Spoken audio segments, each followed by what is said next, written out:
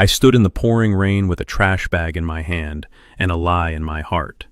My own son, Terrence, slammed the door in my face because I looked like a beggar. His wife, Victoria, told me I would stain their Italian rugs. They were ready to let me freeze.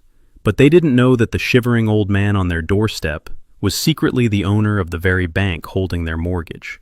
They didn't know that the next morning, my lawyer would arrive not with a plea for help, but with a $60 million check and an eviction notice. I am Winston Carter, and this is how I taught my ungrateful children the hardest lesson of their lives. If you have ever been underestimated by the people you sacrificed everything for, hit that like button and subscribe. Let me know in the comments which city you are watching from. The rain was not just falling, it was punishing me. It was a cold, relentless sheet of water that soaked through the thin, moth-eaten wool coat I had bought from a thrift store 3 days ago. I stood before the iron gates of the estate in an upscale Atlanta suburb. I knew the code to the gate because I was the one who paid for it. I was the one who paid for the winding driveway, the manicured hedges, and the neo-colonial mansion that loomed in the distance like a fortress of arrogance. But tonight, I did not punch in the code. I needed to see them. I needed to see who they truly were when they thought I had nothing left to give. I pressed the intercom button. My finger was trembling, partially from the biting cold, but mostly from a terrifying sense of dread that had settled in my stomach. The static hiss of the speaker was the only sound for a long minute. Then, a voice cut through the noise. It was a voice I knew, but it lacked the syrupy sweetness it usually held when she wanted a vacation to Paris or a new luxury SUV. "Who is it?" the voice snapped. "We are not buying anything, and we have a security system, so I suggest you move along before I call the police." It was Victoria, my daughter-in-law. She sounded annoyed, as if my mere presence at her gate was an interruption to her perfect life. I leaned closer to the speaker, water dripping from the brim of my hat onto my nose. "It is me, Victoria. It is Winston. Ideally, I would have said, it is your father-in-law, the man who funded your wedding," but the words stuck in my throat. There was a pause, a long, heavy silence that hurt more than the freezing rain. I imagined her inside, standing on heated floors, glass of wine in hand, rolling her eyes. "Winston," she finally said, her tone shifting from aggression to a cold confusion. "What are you doing here? You know Terrence is hosting the charity gala tonight. You cannot just show up unannounced. And why do you sound like you are outside? Where is your driver?" I took a breath, letting the icy air fill my lungs. "I do not have a driver, Victoria. Please, just open the gate. I am cold." The buzz of the electronic lock sounded like a gunshot in the quiet neighborhood. The heavy iron gates swung open slowly. I began the long walk up the driveway. My old boots, scuffed and leaking, squelched against the wet asphalt. To my left, the garage was full. I recognized Terrence's Porsche and Victoria's Range Rover, along with several other luxury cars belonging to their guests. To my right, the garden was illuminated by tasteful landscape lighting, highlighting the statues and fountains that I knew cost more than what most families earned in a year. I reached the massive double doors of the main entrance. The shelter of the portico provided a moment of relief from the downpour. I raised my hand to knock, but before my knuckles could touch the wood, the door cracked open just an inch. Victoria's face appeared in the gap. She was stunning, I had to admit that. A former model, she knew how to present herself. She was wearing a silver evening gown that shimmered under the porch lights, her blonde hair perfectly coiffed. But her eyes were narrow, scanning me from head to toe with a look of pure revulsion. She did not open the door wider. She blocked it with her body. "Winston, look at you," she hissed, keeping her voice low so the guests inside wouldn't hear. "You are dripping wet. You look like... My God, you look like a homeless person. What is that smell? Is that mildew?" I looked down at my clothes. It was part of the act, but her reaction was so visceral, so cruel, that it felt like a physical blow. "I need to come in, Victoria. I need to talk to Terrence. It is an emergency." "No, absolutely not," she said, pushing the door slightly to close it further. "You are not coming in through the front door looking like that. We have the mayor inside. We have investors. You will ruin the aesthetic. If you must come in, go around to the service entrance in the back. The kitchen staff can give you a towel. Do not, and I repeat, do not let anyone see you." She slammed the door. The sound echoed in the night air. I stood there for a moment, staring at the polished wood, trying to process what had just happened. My daughter-in-law, the woman who had cried tears of joy when I handed her the keys to this very house 5 years ago, had just told me to use the servants' entrance because my poverty was an eyesore. I tightened my grip on the black plastic trash bag that held my few belongings. I walked off the porch and back into the rain, trudging through the muddy grass around the side of the house. The humiliation burned in my chest, hotter than any fire. I passed the large bay windows of the living room. Inside, the world was golden and warm. I saw waiters with silver trays moving through the crowd. I saw men in tuxedos laughing, throwing their heads back. And there, in the center of it all, was my son, Terrence. He looked just like me when I was 40, tall, broad-shouldered, with a smile that could sell ice to an Eskimo.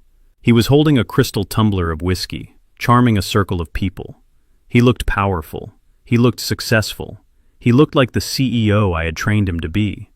But it was all a facade. I knew the truth. I knew about the bad investments he tried to hide from the board.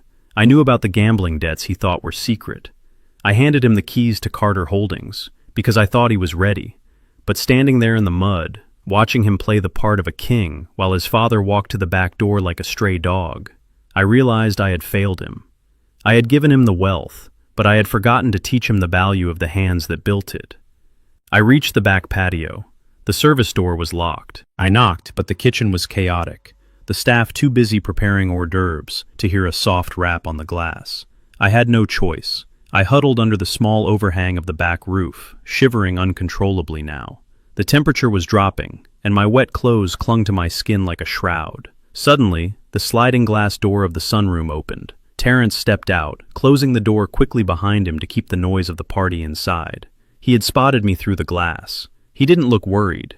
He looked furious. He marched across the patio, his expensive Italian loafers clicking on the stone. He grabbed my arm, his grip tight and aggressive, and dragged me further into the shadows, away from the windows where his guests might see. "Dad, what the hell is wrong with you?" he growled, his voice a low, angry whisper. "Victoria told me you were here. Why are you dressed like a bum? Do you have any idea who is inside? I have the managing partners of Apex Capital in there. If they see my father looking like a vagrant, do you know what that does to my stock price?" He didn't ask if I was okay. He didn't ask why I was wet. He didn't ask why I was carrying a trash bag. His only concern was his image, his stock price. I looked at him, water dripping from my nose. I pulled my arm from his grasp. "I lost it, Terrence," I said, my voice raspy and weak. It wasn't entirely acting. The cold had settled deep in my bones. "What do you mean you lost it? Did you lose your wallet? Is that it? You walked here?" "No," I said, looking him dead in the eye. "I lost everything. The retirement fund, the offshore accounts, the investments.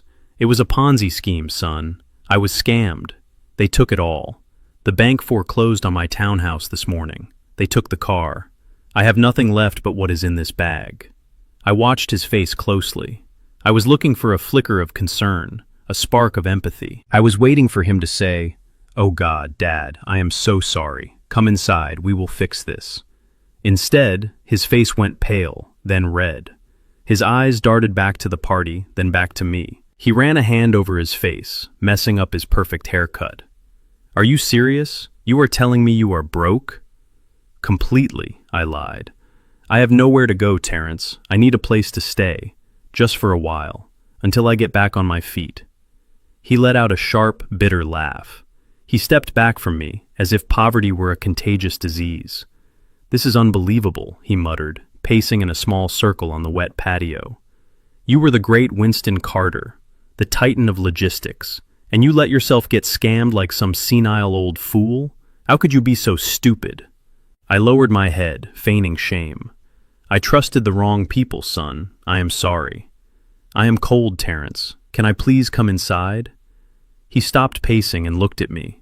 His eyes were cold, calculating. He wasn't looking at his father. He was looking at a liability. He was looking at a problem that needed to be managed. "You can't go in there, Dad. Look at you. You smell like wet dog and failure. Victoria just had the upholstery redone in the guest rooms. So where am I supposed to sleep? I asked, my voice barely a whisper. He looked around the patio, his eyes landing on the detached garage structure where the gardening equipment was stored. He sighed, reaching into his pocket and pulling out a handkerchief. He wiped his hand where he had touched my wet coat, as if he needed to sanitize himself. Look, you can't stay in the house tonight.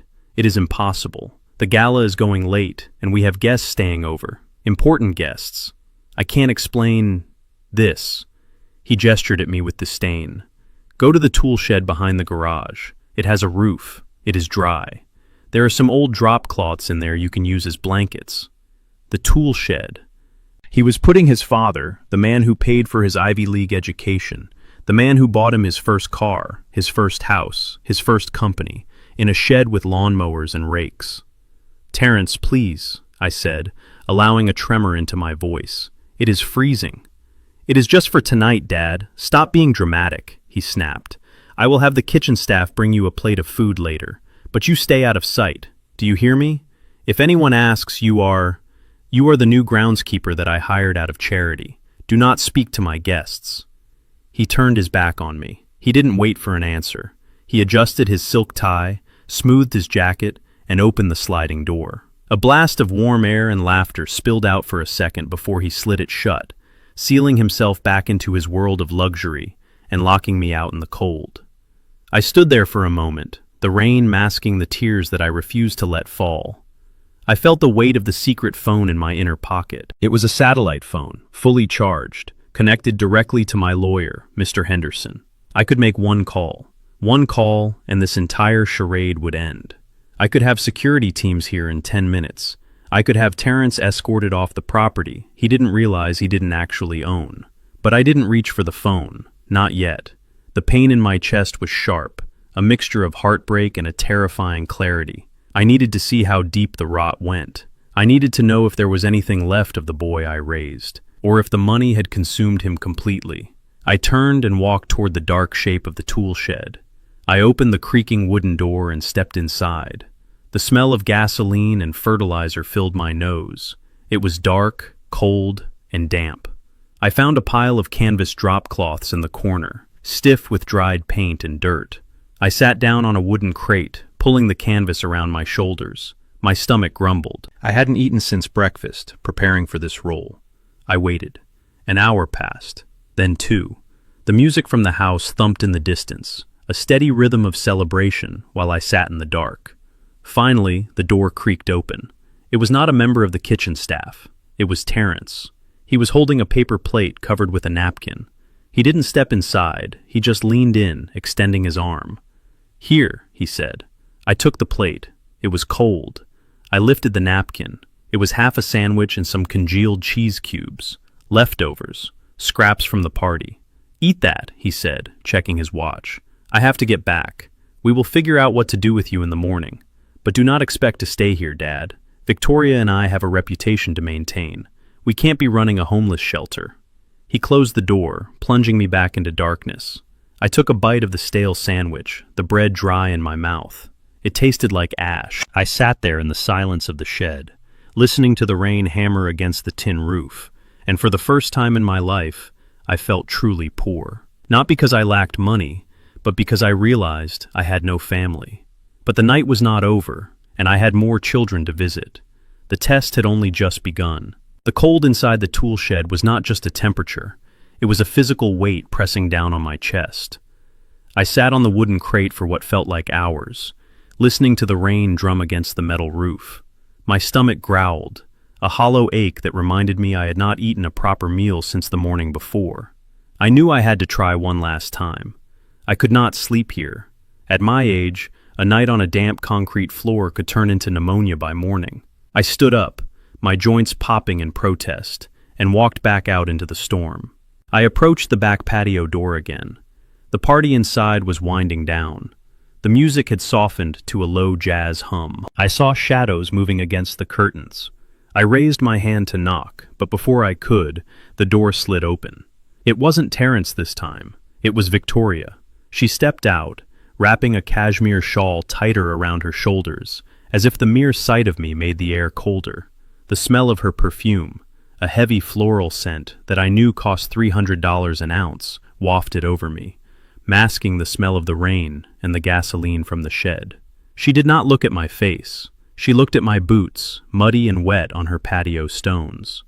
"What are you doing out here, Winston?" she asked, her voice sharp and devoid of any warmth. "Terrence told you to stay in the shed." "Victoria, please," I said, my voice trembling not just from the cold, but from the humiliation of having to beg. "It is freezing out here. I cannot sleep in a tool shed. I know you have the guest suite on the first floor, the one with the separate entrance. I would not bother anyone.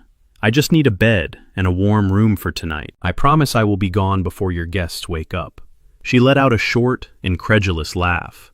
She crossed her arms over her chest, the diamonds on her wrist catching the light from the garden lamps. "The guest suite," she repeated, as if I had asked to sleep in the master bedroom. "That is impossible. We are renovating it. The contractors have the whole room torn apart. There is dust everywhere. It is not habitable." I looked at her, and for a second, I forgot my role. I forgot I was supposed to be the broken, bankrupt father. I almost laughed in her face. I knew she was lying. I knew because I monitored the expenses of the construction company that Terrence used for all his projects.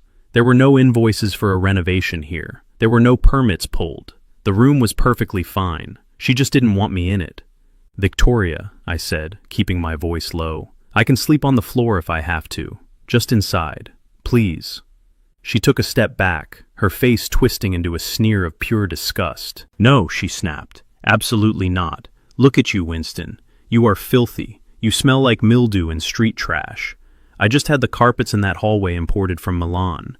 Do you have any idea how much they cost? I am not going to let you ruin my home because you were too stupid to manage your own money." Just then, Terrence appeared behind her. He looked flushed, his tie loosened, a glass of scotch in his hand. He saw me and groaned, a sound of deep, exhausted irritation. "Dad, I told you to stay put," he said, stepping out to stand beside his wife. "Why are you making this difficult? Your father wants to sleep in the guest suite," Victoria said, turning to her husband with a look of disbelief. "Can you believe the audacity? He shows up here looking like a beggar and demands the best room in the house." "I did not demand the best room," I said softly. "I just asked for a roof that does not leak, Terrence." Terrence looked at me, then at Victoria. For a fleeting moment, I saw a flash of shame in his eyes. He knew this was wrong. He knew that the man standing in the rain was the same man who had paid for the roof over his head. But then he looked at Victoria, at her angry, expectant face, and his spine collapsed. He chose his wife's approval over his father's dignity. "Victoria is right, Dad," he said, looking at the ground. "The house it is too complicated right now. We cannot have you inside. The shed is the only option. It is dry. It is out of the wind. You will be fine for one night." "But Terrence," I started. "Enough," Victoria cut in, her voice raising. "I do not want to hear it. I do not want this dirty old man in my house, Terrence. He is embarrassing. What if the neighbors see him? What if the mayor sees him when he leaves? Get him out of here, or get him back in the shed, but do not let him cross this threshold." She turned and marched back inside, slamming the sliding door with enough force to rattle the glass. Terrence stood there for a moment, swaying slightly. He looked at me, then sighed, rubbing his temples. "You heard her, Dad. Just go back to the shed. I will bring you some food. Just stop causing a scene." He turned his back on me and went inside.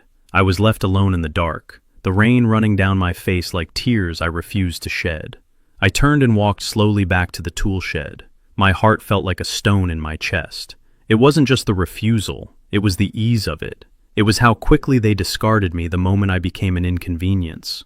I went back into the shed and sat down on the hard wooden crate. My body was shivering violently now. I pulled the stiff, paint-stained canvas drop cloths around me, trying to trap whatever body heat I had left. The smell of gasoline made me nauseous. I waited. 20 minutes later, the door opened again.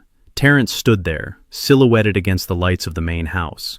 He didn't come in. He just reached out and placed a paper plate and a bottle of water on a stack of tires near the door. "Here," he said abruptly. "Eat this." I waited until he left, until I heard his footsteps fade away on the gravel path, before I stood up. My legs were stiff and painful. I walked over to the tires and picked up the plate. It was uncovered. Raindrops had already started to speckle the food. I took it back to my crate and sat down. I looked at what my son, the multimillionaire, had brought his starving father. It was leftovers, scraps. There was a half-eaten slider, the bun soggy and cold, with a bite mark clearly visible on one side. There was a pile of potato salad that had started to turn yellow at the edges, congealed and unappetizing. There were a few shrimp tails, stripped of their meat, as if someone had just scraped their plate onto mine, and a piece of stale baguette, hard as a rock. I stared at the plate, and a lump formed in my throat so large I could barely breathe. I remembered Terrence's 16th birthday. I remembered it vividly. He had wanted a pool party. I rented out the entire country club. I hired a celebrity chef to fly in from New York to cook for his friends. I remembered watching him eat lobster and Wagyu beef, laughing, happy, surrounded by abundance. I had spared no expense because he was my son. I wanted him to have the best. I wanted him to never know hunger or want. And this was his repayment, a half-eaten burger and shrimp tails. I picked up the cold, soggy slider. My hand shook. I took a bite, avoiding the side with the bite mark. It tasted like ash. It tasted like betrayal. Tears finally spilled over, hot and stinging on my cold cheeks. I ate the scraps in the dark, surrounded by rusty lawnmowers and spiders, while my son slept in a king-sized bed under a roof I paid for. I ate because I needed the strength. I needed to survive the night. But with every swallow, a piece of my love for him died, replaced by a cold, hard resolve. Hours passed. The rain stopped, leaving behind a silence that was heavy and oppressive. The cold intensified. I could not feel my toes. My throat was parched. The salty, processed food had made me incredibly thirsty, and the small bottle of water Terrence had left was long gone. I needed water. I couldn't wait until morning. I stood up, wrapping the canvas around me like a cape. I opened the shed door slowly, trying to keep the hinges from squeaking. The main house was dark, save for a few security lights and a warm glow coming from the kitchen window. I crept across the wet grass, moving like a ghost in my own property. I intended to find a garden hose, a spigot, anything to get a drink. As I neared the kitchen patio, I heard voices. They were low, hushed, but angry. I froze. I pressed myself against the brick wall, just beside the open kitchen window. The screen was down, but the glass was raised a few inches, letting the cool night air into the house. It was Terrence and Victoria. "I cannot believe he is actually here," Victoria hissed. Her voice was not shrill now, it was venomous and low. "This ruins everything, Terrence. We were supposed to go to the Hamptons next week. How are we supposed to explain him to our friends? Oh, this is Terrence's dad. He lives in the garden shed because he is a failure." "Keep your voice down," Terrence whispered back, sounding frantic. "Do you think I wanted this?" "He said he lost everything, Victoria. Everything. The retirement accounts, the stocks, the house. He is wiped out." "So what does that mean for us?" she demanded. "It means he is useless," Terrence said, and the word hit me like a physical slap. "It means there is no inheritance coming. It means there is no safety net. We are on our own." "We are already drowning, Terrence," she shot back. "You told me the bank called again yesterday. We are 3 months behind on the mortgage. The credit cards are maxed out. We needed his money to bail us out. If he is broke, then we are finished." I held my breath, my hand clutching the rough brick of the wall. I knew they were living beyond their means, but I had no idea it was this bad. 3 months behind on the mortgage held by my bank. "We are not finished," Terrence said, his voice taking on a desperate, scheming edge. "We just have to be smart. We cannot keep him here. He is a drain on resources we do not have." "So what do we do?" Victoria asked. "Tomorrow morning, I am kicking him out," Terrence said. His voice was cold, devoid of any filial affection. "I will give him $50 and tell him to catch a bus to the city. There are shelters there. He is not our problem, Victoria. We have to focus on saving the house. If he stays, he will just drag us down with him. I am not going to let a washed-up old man ruin my reputation." "He is your father," Victoria said, but there was no compassion in it, only a testing of his resolve. "He was my father when he had money," Terrence replied. Now he is just a liability. I will get rid of him first thing in the morning. I promise." I stood there in the dark, my hand trembling as it reached into my inner pocket. My fingers brushed the cold metal of the satellite phone. I wanted to pull it out. I wanted to call Mr. Henderson right then and there. I wanted to kick down the door and scream at them, to tell them that I was the one holding the leash, that I could snap their neck financially with a single signature. But I stopped. I withdrew my hand. The anger that had been burning hot in my chest cooled into something solid and unbreakable like steel. Number. Calling the lawyer now would be mercy. It would end their panic too quickly. They needed to feel the consequences of their choices. They needed to execute their plan, so that when the hammer fell, they would know exactly why they were being crushed. I stepped back from the wall, moving silently across the grass. I forgot my thirst. The adrenaline coursing through my veins was enough to sustain me. I went back to the shed and sat down in the darkness. I did not sleep. I stared at the door, waiting for the sun to rise, waiting for my son to come and throw me away like garbage. I was ready. The game was far from over. It was just entering the next level. The sun had not yet risen when the door to the tool shed was kicked open. The metal rattled against the frame, startling me out of a fitful, shivering sleep. It was Terrence. He was dressed in a silk jogging suit that probably cost more than the car I had bought him for his graduation. He stood in the doorway, holding a flashlight beam directly in my eyes, blinding me. "Get up," he barked. His voice lacked even the pretense of politeness now. "The party is over, Dad. Victoria is awake, and she does not want to see you here when she looks out the window to drink her morning coffee. You have to go." I groaned as I tried to stand. My joints were locked from the cold and the damp concrete. My stomach cramped violently. I had not eaten since the scraps he threw at me the night before. "Terrence," I said, my voice cracking. "I need food. I am lightheaded. Just a piece of toast, please." "We do not have time for breakfast," he snapped, grabbing my arm and hauling me up. "I called you a car. It is waiting at the end of the driveway. I am sending you to Jasmine's. She has more room. She can deal with this." He dragged me out of the shed and down the long, winding driveway. The rain had stopped, but the morning air was biting. At the gate, a beat-up sedan with a cracked windshield was idling. It was the cheapest ride-share option available. The muffler was loud, and the car was rusted around the wheel wells. This was how he was shipping off his father, like a bag of unwanted refuse. Terrence opened the back door and practically shoved me inside. The driver, a young man who looked exhausted, wrinkled his nose as the smell of my damp, dirty clothes filled the small cabin. "Where are we going?" the driver asked, without looking back. "Downtown," Terrence answered for me. "The Carter Real Estate Group building. Just drop him at the front." He slammed the door shut. As the car began to pull away, I watched my son pull out his phone. He dialed a number. Through the thin glass, I could see his lips moving. "Jasmine," he was saying. "I am sending Dad over. He wants to visit you." "Yeah, just a surprise visit. He misses you." "No, I cannot talk right now. Just take care of him." He hung up and turned his back, walking up the driveway toward his mansion without a second glance. He had lied to her. He had not told her I was broke. He had not told her I was homeless. He was dumping me on her doorstep like a prank, letting his sister deal with the shock, so he did not have to face the reality. I leaned my head against the cold window as the car rattled down the highway. My stomach twisted with hunger and betrayal.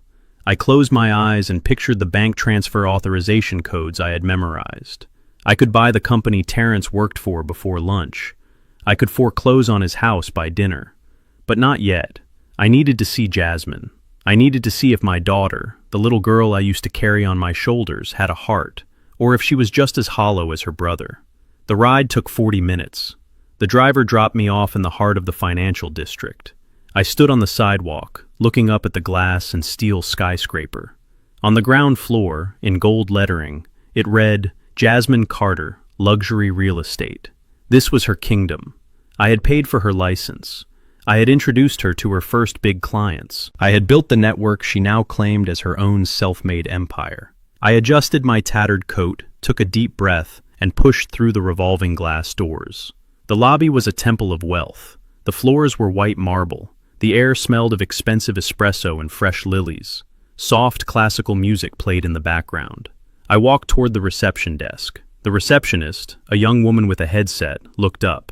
Her smile vanished the moment she saw me. She reached for the phone, her eyes darting to the security guard standing by the elevators. "Can I help you, sir?" she asked, her tone icy. "Deliveries are in the back." I am not a delivery man, I said, keeping my voice steady despite the trembling in my hands.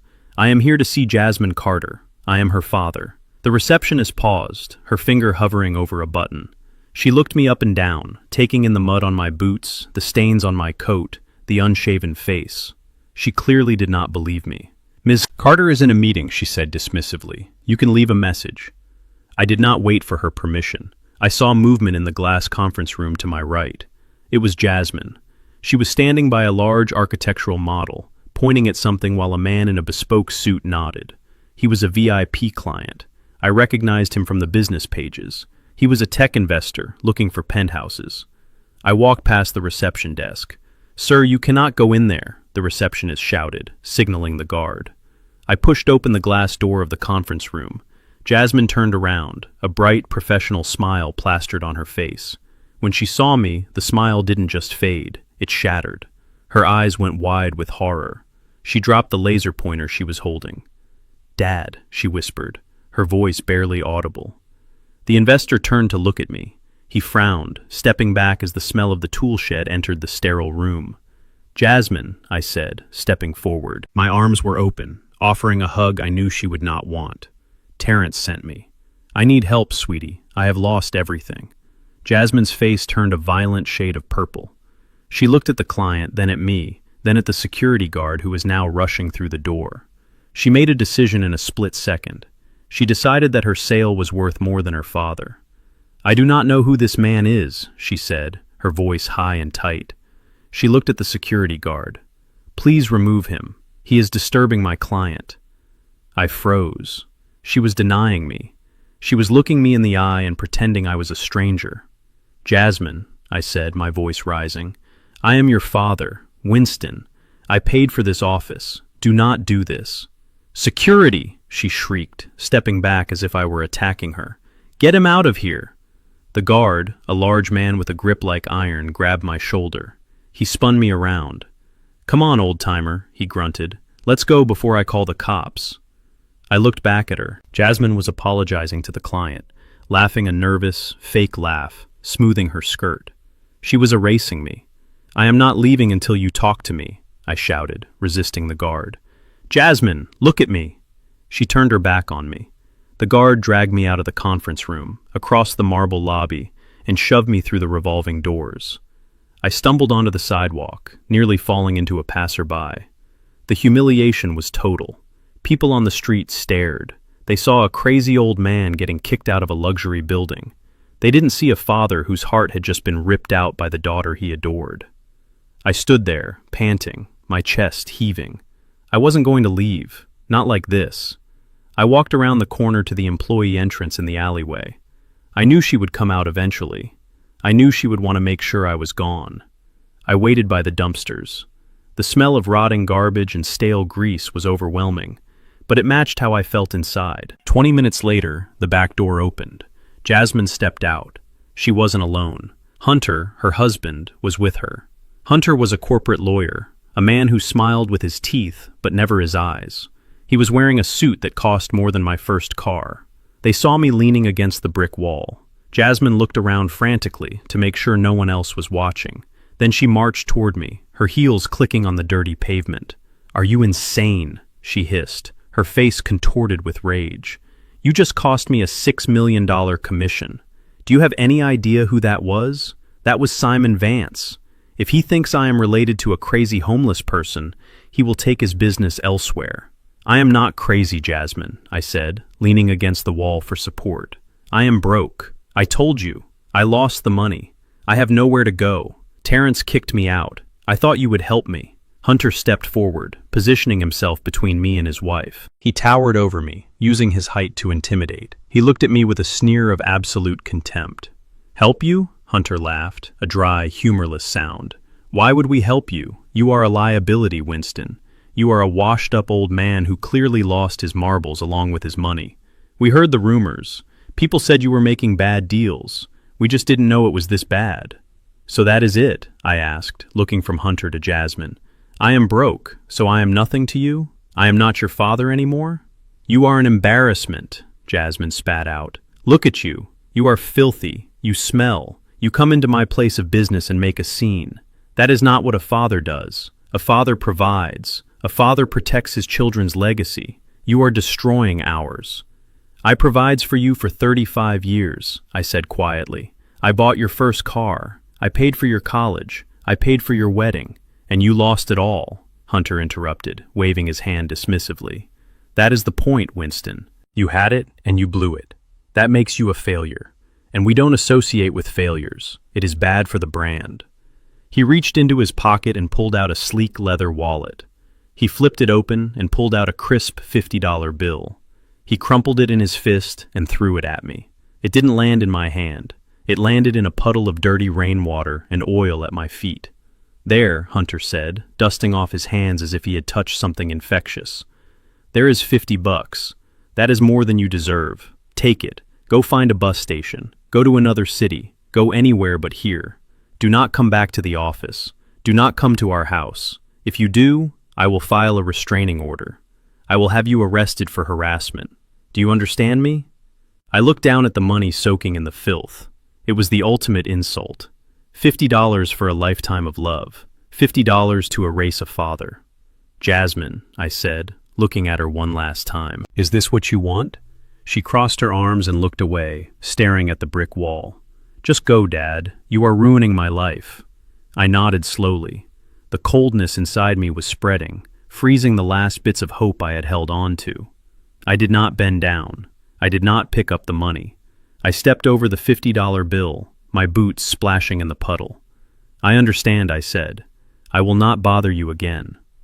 I walked down the alleyway, away from the luxury tower, away from my daughter and her husband. I didn't look back. I heard the metal door slam shut behind them. They were gone, back to their air-conditioned world of deals and lies.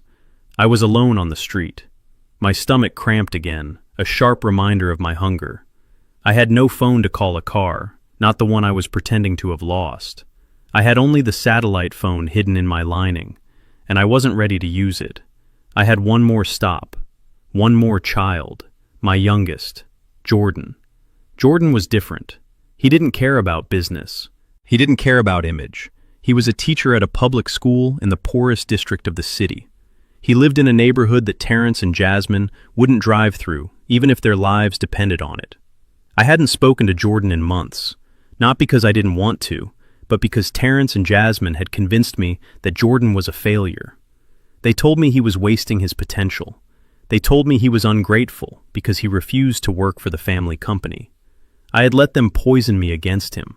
I had let my pride create a distance between us. Now, he was my last hope. I walked for hours. I walked until the skyscrapers gave way to old brick buildings and cracked sidewalks. I walked until the suits and ties were replaced by work boots and hoodies.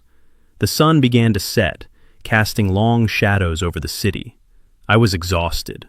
My legs felt like lead, but I kept moving. I had to know. I had to know if I had failed completely as a father, or if there was one seed I had planted that had grown into something good. I reached the tenement building where Jordan lived. It was a 4-story walk-up with peeling paint and bars on the windows.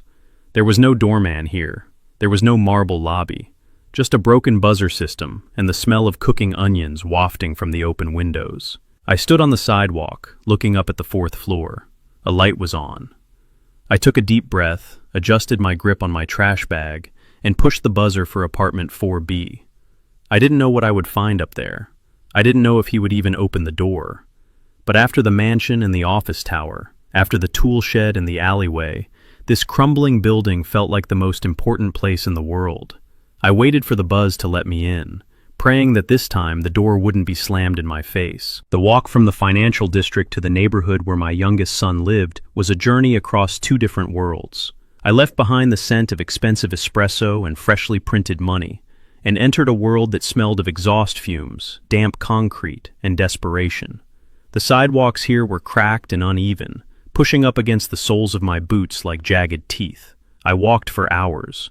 My 68-year-old knees burned with every step, a sharp reminder that I was no longer the young man who had built an empire from nothing. As the sun began to set, the shadows stretched long and thin across the peeling brick facades of the tenement buildings. This was the part of the city I had tried to forget, This was the part of the city I had worked 18-hour days to escape. And yet, here I was, returning to it not as a conqueror, but as a beggar. I clutched my black trash bag tighter. It was the only thing I had to hold on to. Jordan lived on the 4th floor of a walk-up that had seen better days decades ago. The front door of the building was propped open with a brick because the lock was broken. The hallway smelled of boiled cabbage and old cigarettes. There was no elevator here, no doorman to sneer at me, just a steep, narrow staircase that seemed to climb endlessly into the gloom. I started the ascent. 1 step, 2 steps. My breath came in ragged gasps. I had to stop on the second landing, leaning against the graffiti-stained wall to steady my racing heart. I thought about Terrence's mansion with its heated floors. I thought about Jasmine's office with its panoramic views. They had space, they had light, they had air. Here, the air felt heavy, recycled, thick with the struggles of the people living behind these thin doors. By the time I reached the 4th floor, I was drenched in sweat despite the chill. I stood before apartment 4B. The paint on the door was chipped, revealing layers of blue and green beneath the beige. I raised my hand to knock, and for a moment, I hesitated. Fear, cold and sharp, pierced through my exhaustion. What if he was like them? What if the poverty had made him bitter? What if he looked at me and saw only another mouth to feed in a house that already had too little? I knocked. The sound was hollow against the wood. I waited. I heard footsteps inside. Light, quick footsteps. The door opened. It wasn't Jordan. It was Emily, his wife. She was a small woman with tired eyes and hair pulled back in a messy bun. She was wearing scrubs that looked worn at the seams. I knew she worked double shifts as a nurse, just to keep the lights on. I had never really spoken to her. At family gatherings, I had ignored her, focusing on Victoria and Hunter, the impressive in-laws. I had judged her for her lack of pedigree. She looked at me. She didn't blink. She didn't recoil. Her eyes went wide, not with disgust, but with genuine shock. "Mr. Carter," she gasped. She didn't look at the mud on my boots. She didn't look at the trash bag. She looked at my face. She saw the shivering. She saw the pallor of my skin. "Jordan," she screamed, turning her head back toward the small apartment. "Jordan, come quick! It is your father!" She didn't wait for him. She reached out, her small hands grabbing my wet, dirty coat, and she pulled me inside. Come in, please, you are freezing," she said, her voice laced with a frantic kindness that I had not heard in years. I stepped into the apartment. It was tiny. The living room and the kitchen were one small space. The furniture was mismatched, clearly salvaged from thrift stores. But it was warm. It smelled of soup and soap. Then I saw him. Jordan came running from the back room, a stack of papers in his hand. He was wearing a t-shirt with a hole in the shoulder and sweatpants. He looked tired. He looked older than his 30 years. But when he saw me standing there, dripping onto his linoleum floor, his face didn't twist in anger. It crumbled in concern. "Dad," he choked out. He dropped the papers. They scattered across the floor, unheeded. He crossed the room in 2 strides and wrapped his arms around me. He hugged me tight. He didn't care that I was wet. He didn't care that I smelled of the streets. He held me as if I were something precious that he thought he had lost. I stiffened at first, unaccustomed to such raw affection. Terrence and Jasmine hugged with air kisses and stiff backs. Jordan hugged with his soul. I felt his heart beating against my chest, steady and strong. "What happened, Dad?" Jordan asked, pulling back just enough to look at me. His hands gripped my shoulders, steadying me. "Why are you here? Why are you dressed like this? Are you hurt?" I looked at him. I looked at Emily, who had already run to the kitchen and was pouring a glass of water. There was no judgment in this room. There was only fear for my safety. "I lost it all, Jordan," I said, my voice breaking. The lie tasted different here. With Terrence and Jasmine, it had felt like a trap I was setting. Here, it felt like a confession of failure. I was scammed. The company, the house, the accounts, everything is gone. I have nothing left but this bag. Terrence kicked me out. Jasmine, she wouldn't even talk to me. I have nowhere to go. The silence that followed was short. I waited for the sigh. I waited for the look of burden to cross their faces.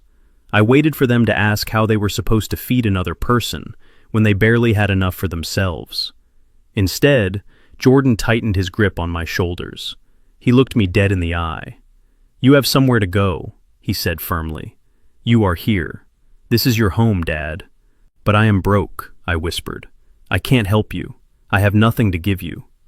"I don't care about your money," Jordan said, his voice fierce. "I never cared about your money. You are my father. That is all that matters." Emily came over with the water and a towel. She gently began to dry my face. "We don't have much, Mr. Carter," she said softly. "It is not like your big house. But we have heat and we have food. You will not be on the street, not while we have a roof." She guided me to the small, worn sofa. I sat down, my legs finally giving out. I looked around the room. I saw the stack of bills on the small kitchen counter. I saw the way Jordan glanced at the empty refrigerator before looking back at me with a reassuring smile. I saw the reality of their life. They were struggling. They were drowning. And yet, they had just thrown me a life raft without hesitation. Jordan sat next to me. "Dad, you are going to take the bedroom," he said. I looked up, startled. "No, Jordan, I can't do that. That is your room."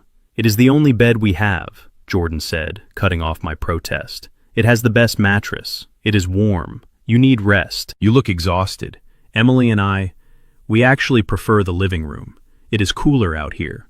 We can set up a pallet on the floor. It is like camping. We do it all the time. I looked at him. I knew he was lying. I looked at the sofa I was sitting on. I could feel the broken springs digging into my hip, even through my coat. There was no way they preferred sleeping on the floor. There was no way this was convenient for them. They were giving me their sanctuary. They were giving me their comfort. "Are you sure?" I asked, my voice trembling. "Of course," Emily said, smiling as she pulled a blanket from a closet. "You are the guest of honor. The master of the house always gets the best room. That is the rule. The master of the house." In Terrence's mansion, I was a stain on the rug. In Jasmine's office, I was a liability to the brand. Here, in this crumbling apartment with peeling paint and drafty windows, I was the master of the house. Jordan stood up and went to the bedroom. I watched him through the open door. He was stripping the bed, putting on fresh sheets. I saw him take his own pillow, fluff it, and place it perfectly in the center. He moved with a reverence that made my chest ache. He came back out. "It is ready, Dad," he said. "Go get some sleep. We will figure everything out in the morning. Do not worry about a thing. As long as I am standing, you are safe." I stood up. I walked toward the bedroom. I paused at the door and looked back at them. Jordan was holding Emily's hand. They looked tired. They looked worried. But they were standing together, a united front against the disaster I had brought into their lives. "Thank you," I whispered. I went into the room and closed the door. I sat on the edge of the bed. It was a simple double bed, with a quilt that had been patched in several places. I lay down. The sheets smelled of lavender detergent, cheap but clean. I curled up, pulling the quilt to my chin. Outside the door, I heard them whispering. "What are we going to do, Jordan?" Emily asked, her voice low. "We barely have enough for rent this month. How are we going to feed 3 people?" "We will figure it out," Jordan replied. "I will pick up extra tutoring shifts. Maybe I can sell the bike." "You need the bike to get to work," Emily said. "I can walk," Jordan said. "It doesn't matter. He is my dad, Em. He took care of me. Now it is my turn." I buried my face in the pillow to stifle the sob that ripped through my throat.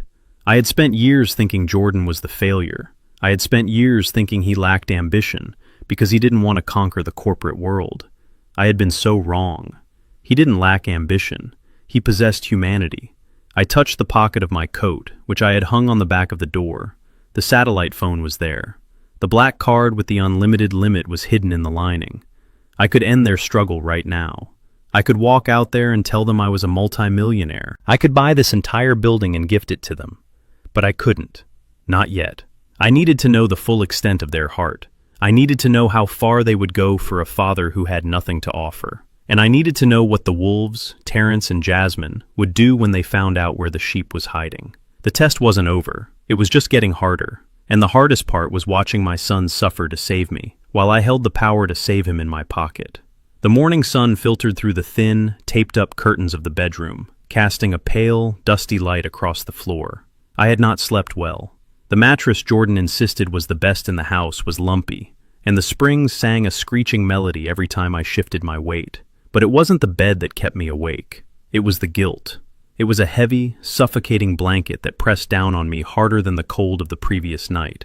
I lay there, listening to the sounds of the apartment waking up. The walls were paper thin. I could hear the neighbor coughing next door. I could hear the hiss of the radiator trying and failing to push heat into the room. I heard footsteps in the kitchen. Soft, careful steps. It was Emily. I threw off the quilt and crept toward the door, leaving it cracked just an inch so I could see out. I needed to see how they lived when they thought no one was watching. Emily was standing in front of the open refrigerator. The light from the appliance illuminated her tired face. She stared into it for a long time, as if hoping that by sheer force of will, food would materialize on the wire racks. But the fridge was barren. There was a jug of water, a half-empty carton of milk that looked past its expiration date, and a single small brown egg sitting in the door tray. Just one egg. I watched as she took it out. She handled it delicately, like it was a diamond. She filled a small pot with water and placed it on the stove. While the water boiled, she opened the cupboard. It was just as empty as the fridge. There were a few cans of beans and a box of saltines. That was it. When the egg was boiled, she took it to the counter. She peeled it, blowing on her fingers as the steam rose. Then, she took a knife and sliced it perfectly down the middle. She put one half on a small plate with 2 saltine crackers. She put the other half in a plastic container, the kind used for work lunches.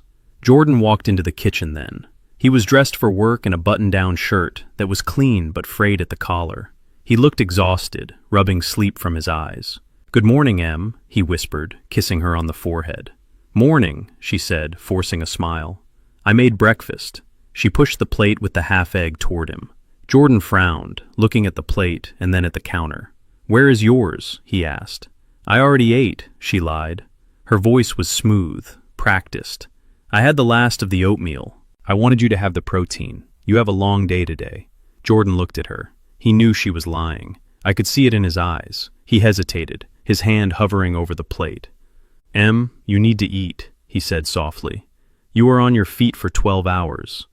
"I am fine," she insisted, pushing the plate closer to his hand. "Please, Jordan, eat it. For me, and take the other half for lunch." "What about Dad?" Jordan asked, looking toward my door. "I will make him some soup from the beans later," Emily said. "He needs something soft. Do not worry about us. Just eat." Jordan sighed, a sound of deep, resigned fatigue. He picked up the half-egg and ate it in 2 bites. He ate it like a starving man, desperate for the energy. I watched from the crack in the door, and I felt tears prick my eyes. I clamped my hand over my mouth to stifle a sob. I had spent decades dining in 5-star restaurants. I had thrown away steaks that cost more than their monthly rent because they were slightly overcooked. I had let Terrence order bottles of wine that cost thousands just to impress his friends. And here was my youngest son and his wife, splitting a single egg because they had nothing else. I had neglected him. I had bought into the lie that he was fine, that he chose this struggle.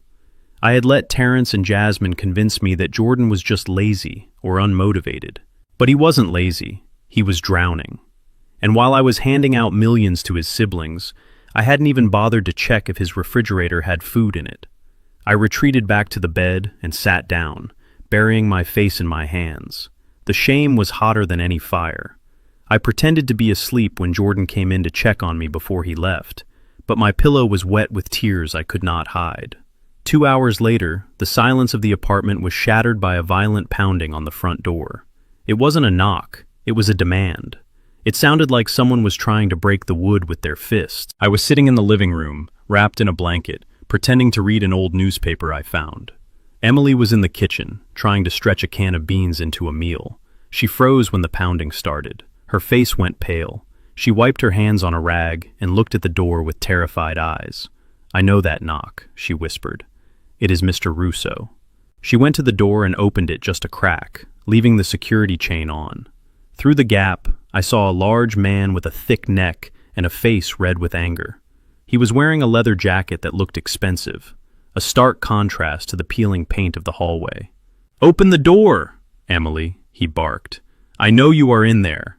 "Mr. Russo, please," Emily said, her voice trembling. "Jordan is at work. He gets paid on Friday. We will have the money then, I promise."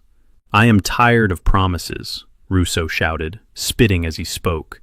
You are 2 months behind. 2 months! I have people lined up for this apartment. People who actually have jobs. People who pay. He kicked the door. The wood groaned and the chain rattled. Open it, or I am calling the sheriff right now to drag your stuff out to the curb. Emily's hands shook as she undid the chain. She opened the door.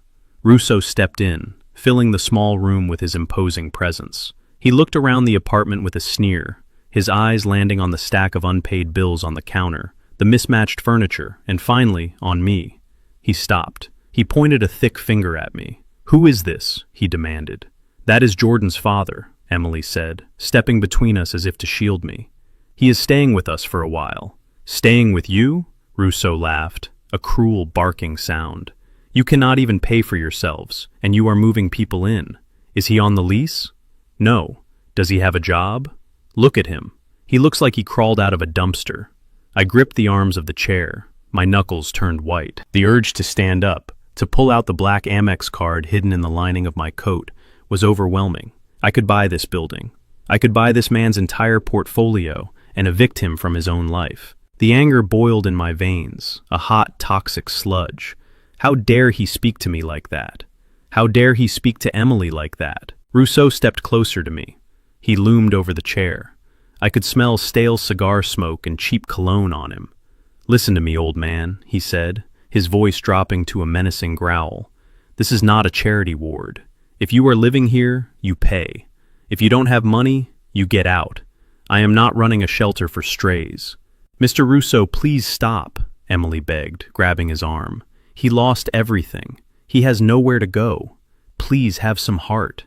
"Heart does not pay the mortgage, sweetheart," Russo snapped, shaking her off. "You have until Friday at noon. If I do not have the full $2,000 plus the late fees, you are all out. You, the teacher, and the stray dog here. And do not think about hiding.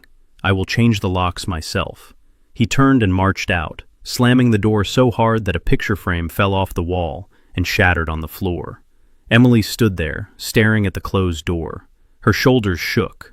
She didn't make a sound, but I saw her back heaving as she cried. She bent down and started picking up the broken glass. "I am sorry, Mr. Carter," she whispered, not looking at me. "I am so sorry you had to see that." I stood up. My legs felt stronger now, fueled by the rage. "Emily," I said, "you do not have to apologize. That man is a monster." "We will figure it out," she said, her voice thick with tears. "Jordan will figure it out. He always does."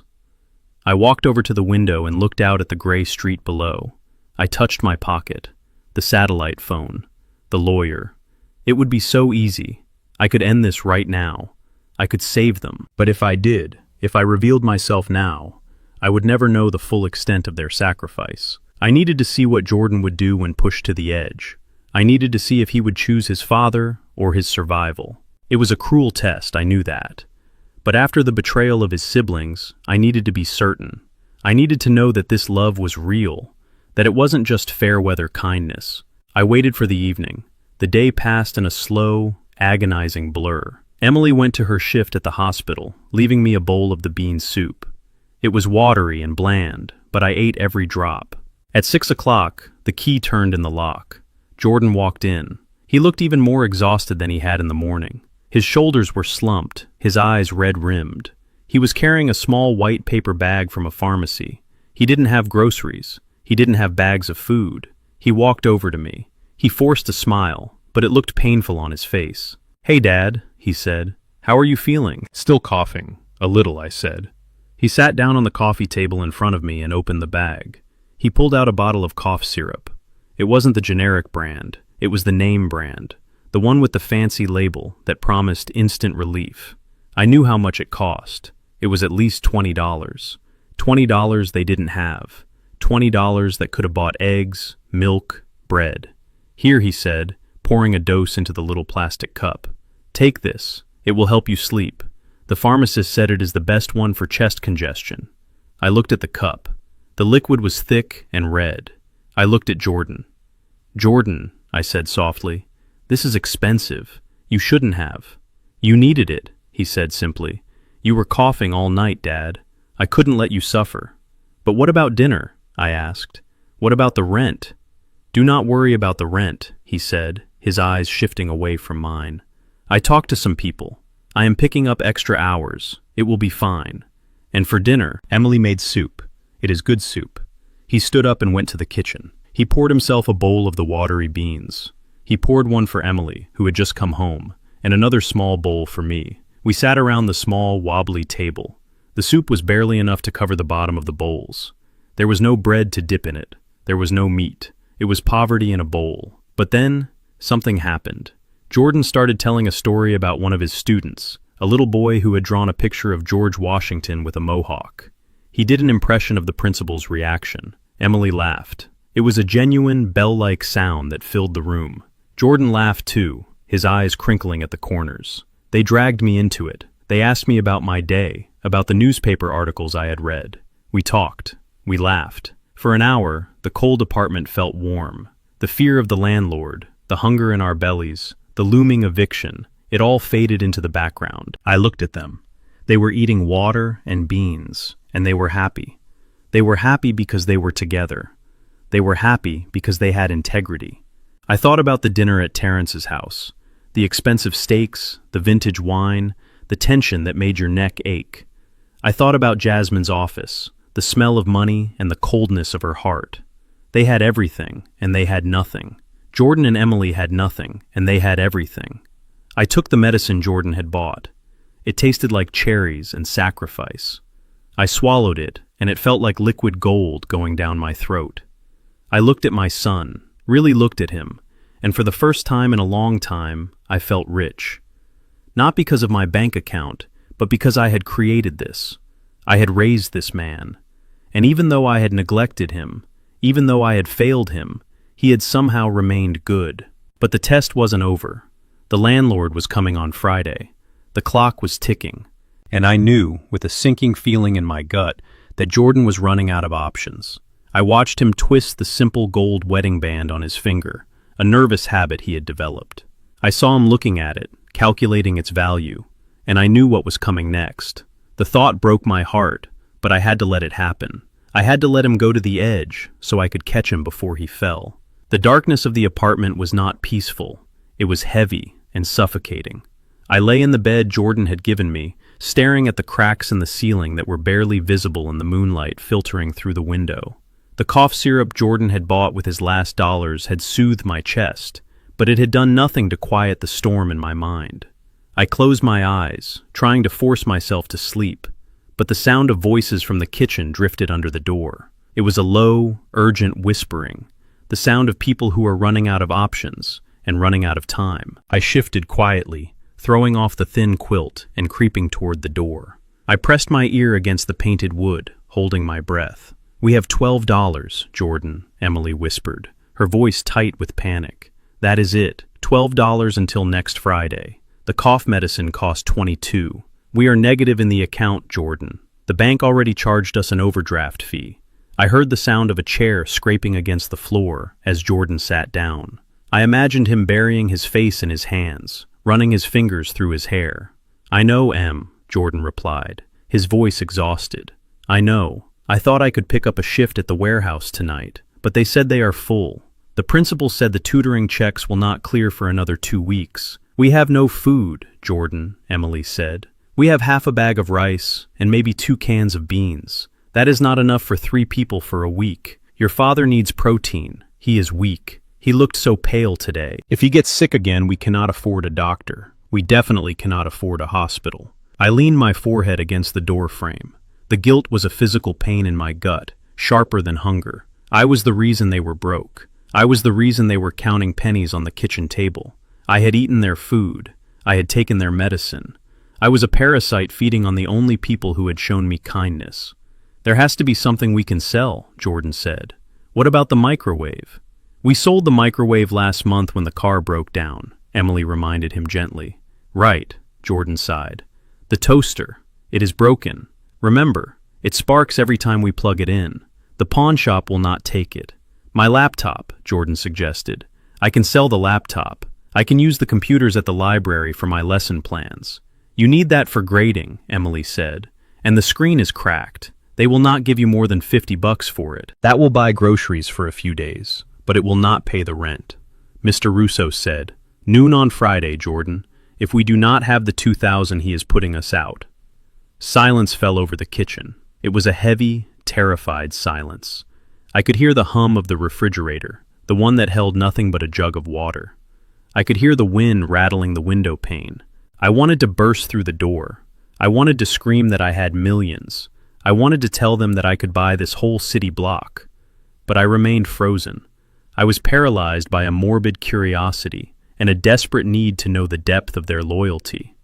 I needed to know what they would do when the walls truly closed in. "There is nothing left, Em," Jordan whispered finally. "We have sold everything of value. The TV, the guitar, your grandmother's china. We stripped this place bare just to keep the lights on. Maybe I can ask for an advance at the hospital," Emily suggested, though her voice lacked conviction. "You already did," Jordan said. "They said no." "Then what do we do?" Emily asked, her voice breaking. "Do we tell him? Do we tell your dad we can't help him? Do we send him to a shelter?" "No," Jordan said instantly, his voice rising slightly before he shushed himself. "No, we do not send him away. He is my father. He took care of me when I was helpless.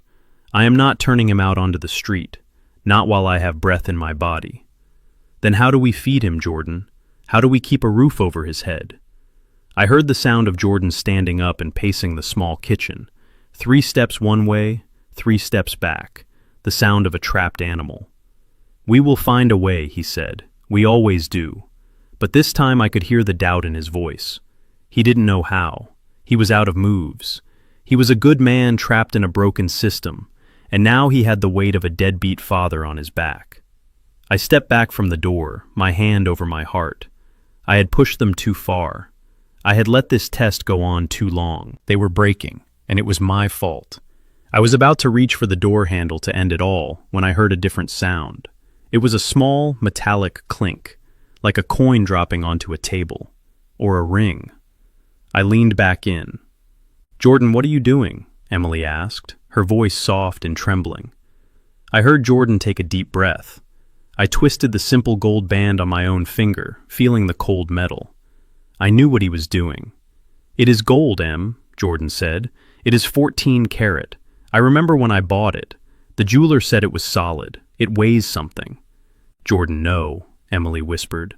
"Not your ring." "It is just a thing, Em," Jordan said, his voice thick with emotion.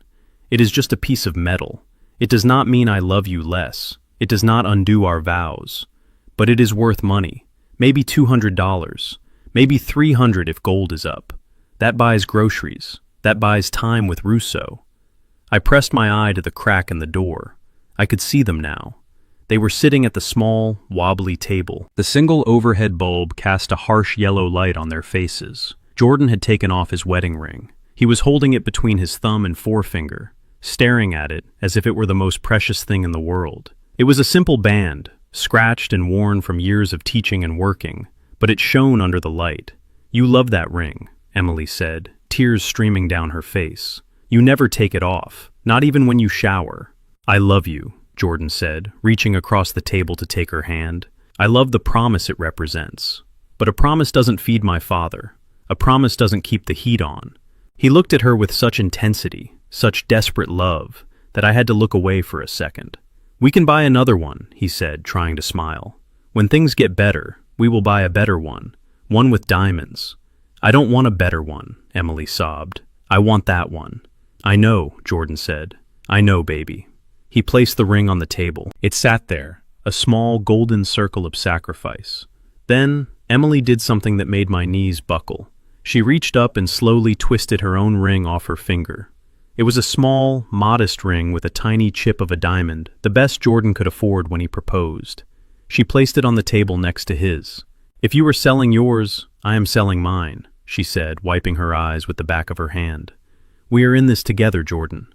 "Em, you don't have to," Jordan started. "Yes, I do," she said firmly. "Yours alone won't be enough for the rent. Together, maybe we can get close enough to make Russo wait another week." Jordan stared at the 2 rings sitting side by side on the scarred laminate table.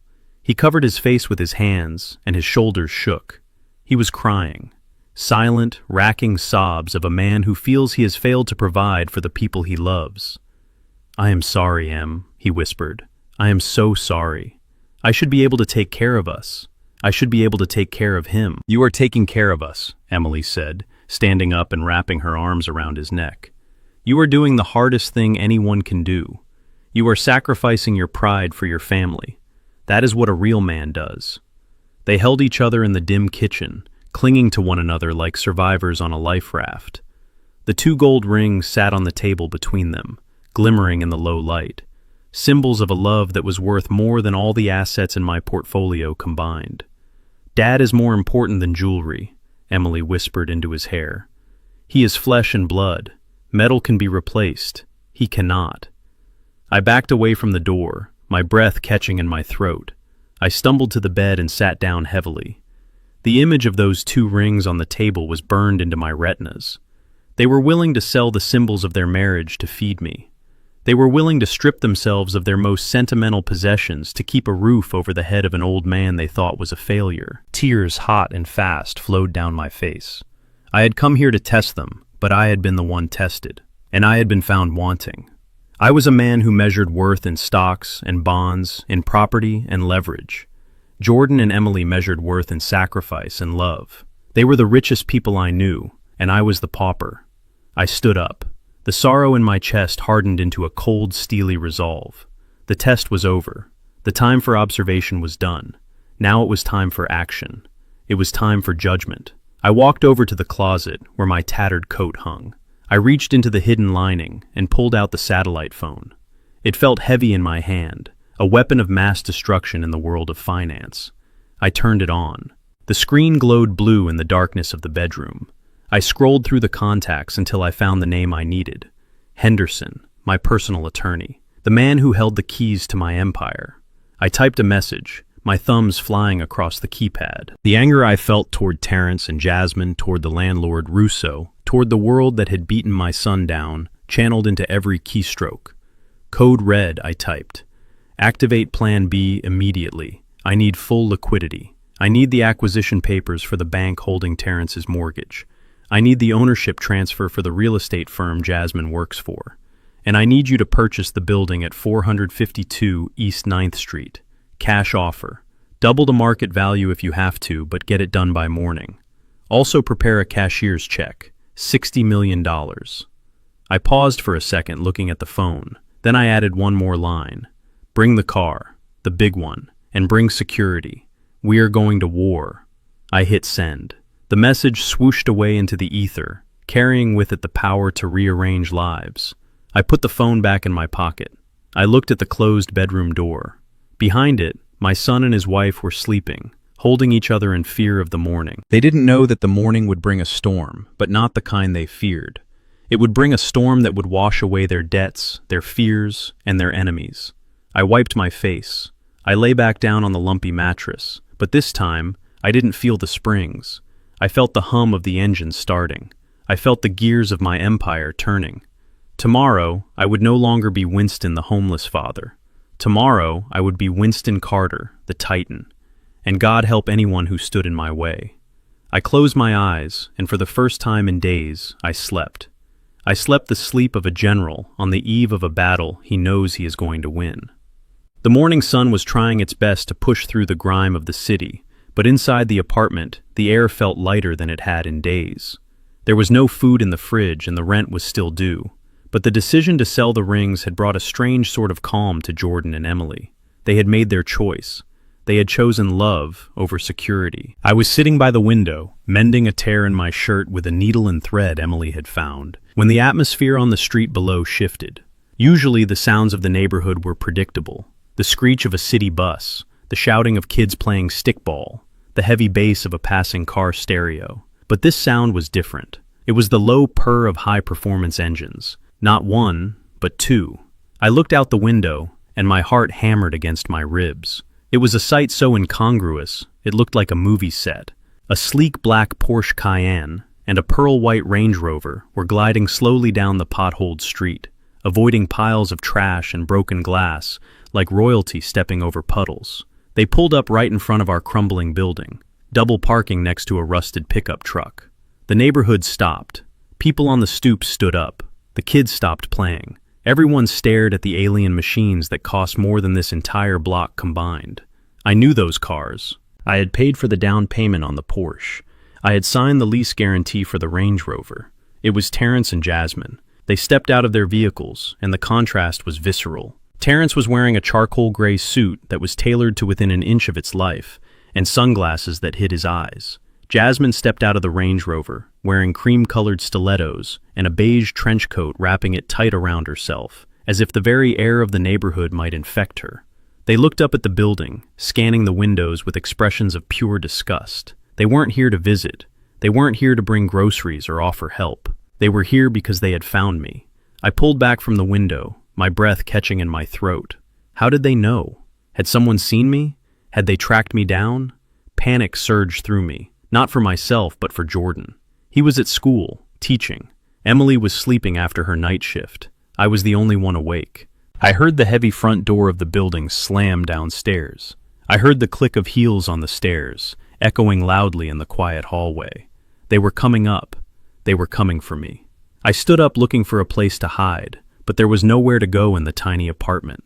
I was trapped. I heard them on the landing. They didn't knock. They didn't buzz. They pounded on the door with the entitlement of people who believe they own the world. "Open up!" Jordan Terrence's voice boomed through the thin wood. "We know you are in there. Open this door before I kick it down." The bedroom door opened, and Emily stumbled out, her eyes wide with sleep and fear. "Who is that?" she whispered, clutching her robe. "It is them," I said, my voice grim. "It is the wolves." Before she could answer, the door handle turned. It was locked, but the wood frame was rot. Terrence threw his weight against it, and with a sickening crack, the door flew open, bouncing off the wall. They stood there, filling the doorway with their expensive clothes and their rage. Terrence looked at me, then at Emily, then around the small, shabby room. His lip curled.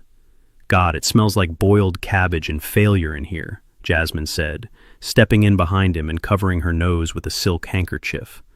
"How can you live like this? It is disgusting."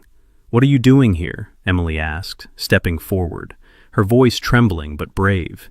"You cannot just break into our home." "Home?" Terrence scoffed, kicking a pile of mail that had fallen on the floor. "This isn't a home. It is a kennel. And we are here because of him." He pointed a finger at me. "You old fool," he spat. "Do you have any idea the panic you caused? We have been looking for you for 2 days. Not because we care, but because people are talking. One of my associates saw a bum who looked exactly like Winston Carter wandering into this dump. Do you know how embarrassing that is?" I stood tall, meeting his gaze. "I am not a bum, Terrence. I am your father, and I came here because Jordan was the only one who opened his door." "Jordan is an idiot," Terrence snapped, stepping closer to me, invading my personal space. "He always has been. He likes to play the martyr, taking in strays, saving the world on a teacher's salary. It is pathetic." Jasmine walked around the room, touching things with the tip of her manicured finger and then wiping it off. She looked at the empty shelves, the peeling wallpaper. "Look at this place, Dad," she said, her voice dripping with condescension. "Is this really better than the tool shed? Is this what you prefer? Living in filth with the loser of the family? You are damaging our brand, Dad. People think we abandoned you. You need to disappear properly, not hide out in the slums where anyone can see you." "I did not abandon him," a voice rang out from the hallway. We all turned. Jordan was standing in the doorway. He had come home for his lunch break, likely to check on me. He was breathless, his tie crooked, his face flushed. He looked from the broken door to his siblings standing in his living room. "Get out," Jordan said. His voice was low, but it vibrated with a glorious anger I had never heard from him before. "Get out of my house." "Oh, look, the savior has arrived." Terrence laughed, mocking him. "We are not going anywhere, little brother, not until we settle this. You think you are a hero keeping him here? You are just prolonging the inevitable. Look at him. He is a burden, Jordan, a leech. He sucked us dry, and now he is going to suck you dry too." "He is not a burden," Jordan said, walking into the room and positioning himself between me and Terrence. "He is family, something you two clearly forgot." "Do not lecture me about family," Jasmine snapped. "You have no idea what it takes to maintain a legacy. You are happy playing teacher in your little poverty box while we do the real work. And now you are dragging Dad into your mess. If clients find out he is living here, it makes us look incompetent. So help him, Jordan shouted. If you are so worried about your image, write a check. Help him get an apartment. Buy him food. But you won't do that, will you? Because you are greedy, selfish monsters. Terrence's face turned a dangerous shade of red. He stepped up to Jordan, chest to chest. Jordan was smaller, thinner, but he didn't back down.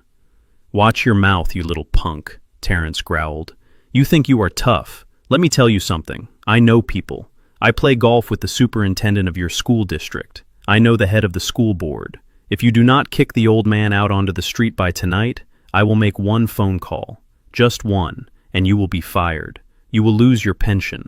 You will be blacklisted from every school in the state. Emily gasped, her hand flying to her mouth. Jordan's face went pale. Being a teacher was not just his job, it was his life. It was his calling. You wouldn't, Jordan whispered.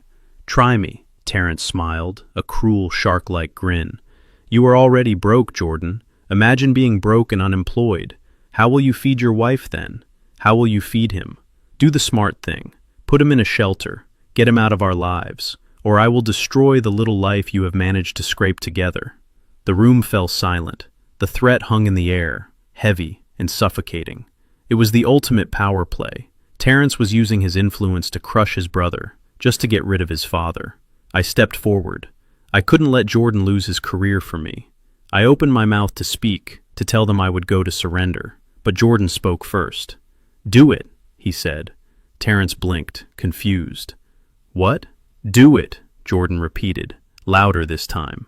Call the superintendent. Call the board.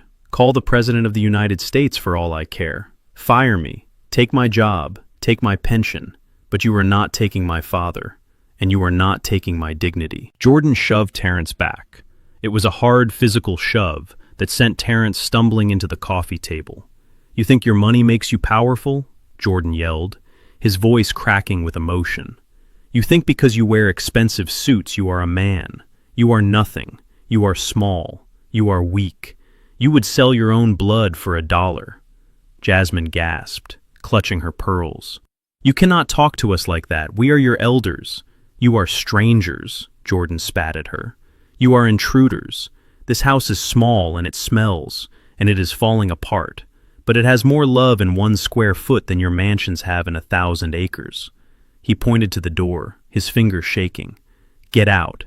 Get out before I call the cops and have you arrested for trespassing and breaking my door. Get out! Terrence straightened his jacket, trying to regain his composure, but his eyes were darting around nervously. He hadn't expected this. He had expected Jordan to fold. He had expected fear. He hadn't expected a spine of steel. You are making a mistake, Jordan Terrence hissed, backing toward the door. A huge mistake. You are going to regret this. You are going to die in this gutter. And you, Jasmine, said, looking at me with pure venom, you are dead to us, Dad. Do not call us when you are starving. Do not call us when he fails you. You chose this. We did not choose this, I said quietly, my voice cutting through the tension. You drove us to it. Now leave. They retreated. They backed out of the apartment, tripping over the broken door frame. They fled down the stairs, their footsteps hurried and chaotic. They were running away from the truth Jordan had thrown in their faces. I stood there behind my son. He was breathing hard, his hands balled into fists at his sides. He was shaking. Emily rushed to him, wrapping her arms around his waist, burying her face in his back. I reached out and placed my hand on Jordan's shoulder. It felt solid. It felt strong, Jordan, I said, my voice thick with pride. He turned to look at me. There were tears in his eyes, but his chin was high. I meant it, Dad, he said. Let them fire me. I can find another job. I can dig ditches. I can wash cars. But I am not letting them win. I am not letting them hurt you.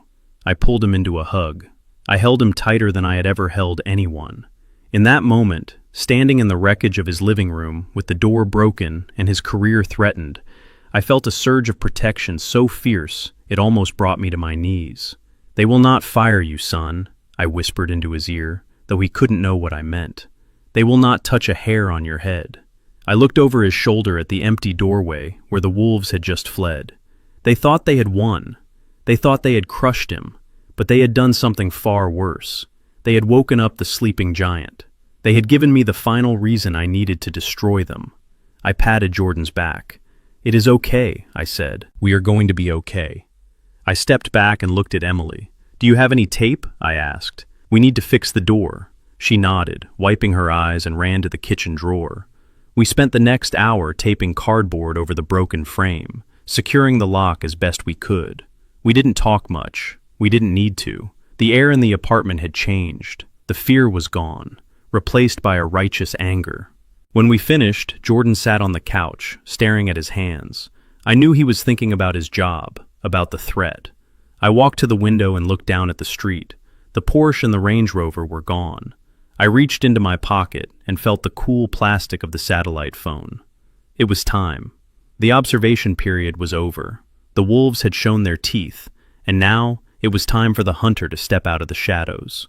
"I am going to take a nap," I told them, lying smoothly. The excitement wore me out. "Go ahead, Dad," Jordan said. "Rest. We are here." I went into the bedroom and closed the door. I didn't go to the bed. I went to the closet and pulled out the phone. I sat on the floor in the corner, hidden from view. I dialed Henderson's number. It rang once. "Yes, sir?" Henderson's voice was crisp and professional. "It is time," I said, my voice cold and hard, like flint. "Phase 2. I want you to arrange a medical emergency. A heart attack." "Sir." Henderson asked, a hint of confusion in his voice. "A fake one," I clarified. "I need to get into a hospital, a public one. The one near Jordan's apartment. I need a doctor on our payroll to admit me, and I need it to look fatal." "I understand, sir," Henderson said. "May I ask why?" "Because I need to give them one last chance to hang themselves," I said. "I need Jordan to ask for help one last time so they can deny him while I am dying. I need them to put it in writing. And then, Henderson, then we drop the hammer." "Very good, sir. I will have the team ready in 1 hour." I hung up the phone. I sat in the dark listening to my son and his wife whispering in the other room, trying to figure out how to survive the next day. They were terrified, but they were safe. They just didn't know it yet. Tomorrow, I would die. And then Winston Carter, the billionaire, would be reborn to rain fire down upon the wicked. I closed my eyes and waited for the ambulance I had just ordered for myself. The final act was about to begin. The silence in the apartment following my call to Henderson was thick with tension, but underneath it lay a calmness that only I could feel. Jordan and Emily were moving around quietly, trying to make the space comfortable for me, unaware that the stage was set for the final act. I waited until the clock on the wall hit the hour mark exactly. When Henderson said the medical team would be in position, it was time to execute the most dangerous lie I had ever told. I stood up from the floor where I had been sitting and walked into the small living room. Jordan was sitting at the table, his head in his hands, staring at the empty space where his wedding ring used to be. I took a deep breath and let out a sharp gasp, clutching my chest with both hands. I staggered forward, knocking into the side of the doorframe with a loud thud. "Dad!" Jordan shouted, his head snapping up. I let my knees buckle. I didn't fall gently. I let gravity take me down hard, hitting the linoleum floor with a bone-jarring crash that shook the thin walls. I curled onto my side, pressing my hand over my heart, squeezing my eyes shut, and letting out a guttural groan of pain. It was a performance fueled by a lifetime of watching sharks in boardrooms feign weakness before the kill. But this time, the stakes were infinitely higher. Jordan was beside me in a second. He dropped to his knees, his hands hovering over me, terrified to touch me, terrified not to. "Dad, can you hear me? Dad, what is wrong? Emily, help!" Emily rushed out of the bedroom, her nurse training kicking in instantly. She checked my pulse, her fingers cool against my neck. I held my breath, forcing my heart rate to skip, forcing my body to mimic the distress I was faking. "His pulse is erratic," Emily said, her voice calm but tight with fear. "He is clammy. Jordan, call 911. Now." Jordan fumbled for his phone, his fingers shaking so badly he dropped it once before dialing. I watched him through slits in my eyes. I saw the panic, the sheer terror of a son watching his father die. "Hello, I need an ambulance," Jordan yelled into the phone. "My father is having a heart attack. "We are at 452 East 9th Street, apartment 4B. Please hurry." He paused, listening to the operator. His face went pale. "What do you mean? 20 minutes?" he screamed. "He does not have 20 minutes. He is dying right now." He slammed the phone down onto the floor, cracking the screen. "They said there is a backlog," Jordan said, his voice breaking. "They said this is a non-priority zone. It will take too long, Emily. We cannot wait." He looked at me gasping on the floor. He looked at the door. He made a decision that no son should have to make. "I am taking him," Jordan said. He bent down and scooped me up. I am a heavy man. I weigh over 200 pounds. Jordan is lean, built like a runner, not a weightlifter. But he didn't hesitate. He grunted with the effort, the veins in his neck bulging as he lifted me into his arms. "Jordan, you can't carry him down 4 flights, Emily cried, grabbing his arm. "You will hurt yourself." "Grab the door," Jordan grit out his teeth, clenched. "Just open the doors." He carried me out into the hallway. The air was stale and cold. He moved toward the stairs. I felt his arms trembling under my weight. I felt his heart hammering against my side faster than my own. "Hang on, Dad," he whispered, his breath coming in short, sharp bursts. "Just hang on. I have got you." He took the first step, then the second. He didn't walk. He ran. He moved with a desperate strength, fueled by adrenaline and love. We rounded the first landing. He stumbled his shoulder, slamming into the concrete wall to keep us from falling, but he didn't drop me. He simply adjusted his grip and kept going. I closed my eyes, fighting the urge to tell him to put me down. The guilt was overwhelming. I was heavy. I was a burden, physically and metaphorically. But I needed this.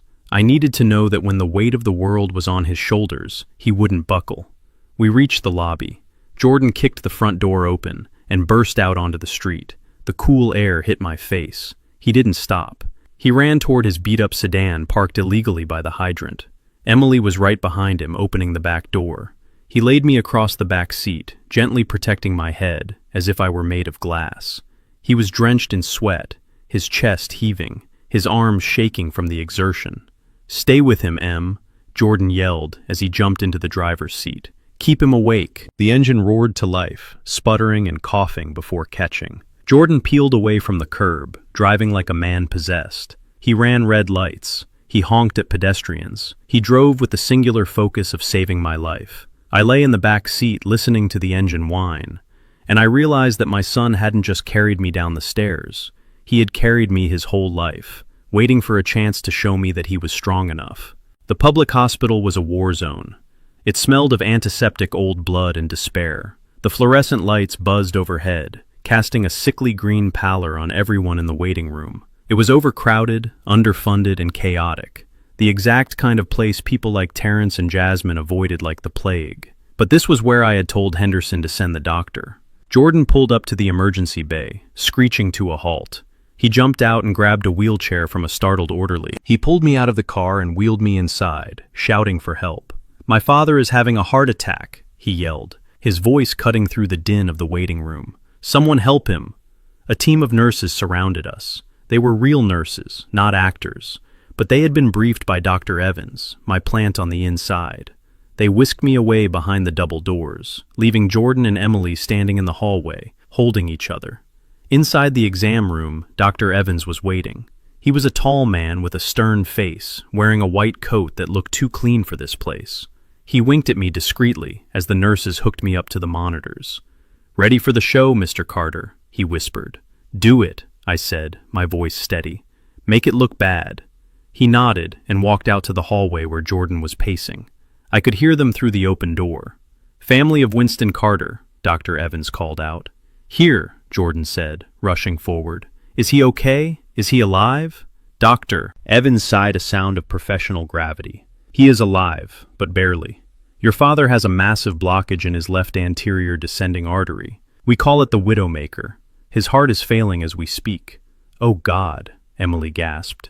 "Can you fix it?" Jordan asked. "You can do surgery, right? A bypass?" "We can," Dr. Evans said, "but there is a complication. This is a specialized procedure, and given his age and the severity of the blockage, we need to use a specific type of stent and a robotic surgical team. This hospital, We are a public facility. We have budget caps. What are you saying? Jordan demanded, his voice rising. I am saying that this specific procedure is considered elective under state guidelines. For patients over 65 with no insurance, Dr. Evans lied smoothly. We need a deposit to book the operating theater and the specialist team.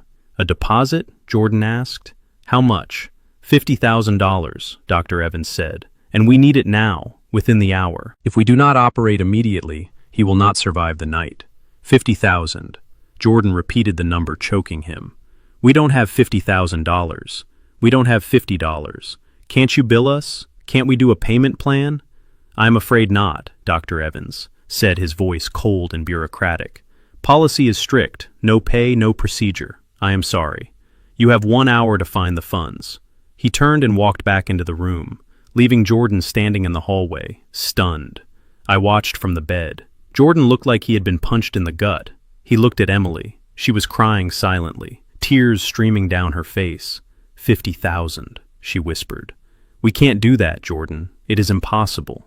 Jordan stared at the wall. He stared at the floor. Then he stared at the door to my room. His face changed. The shock evaporated, replaced by a look of sheer, desperate determination.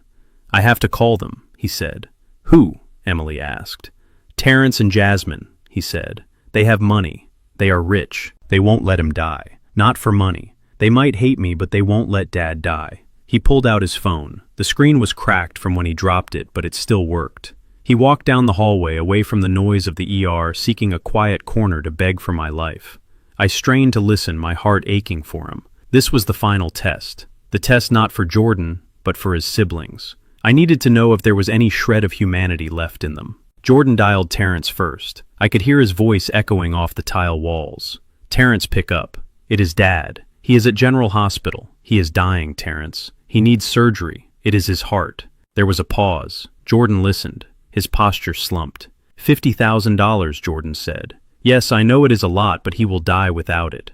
You just bought a Porsche, Terrence. You have the money. Please. He is our father. Jordan pulled the phone away from his ear, staring at it in disbelief. I could hear the faint, tinny sound of Terrence's voice shouting on the other end.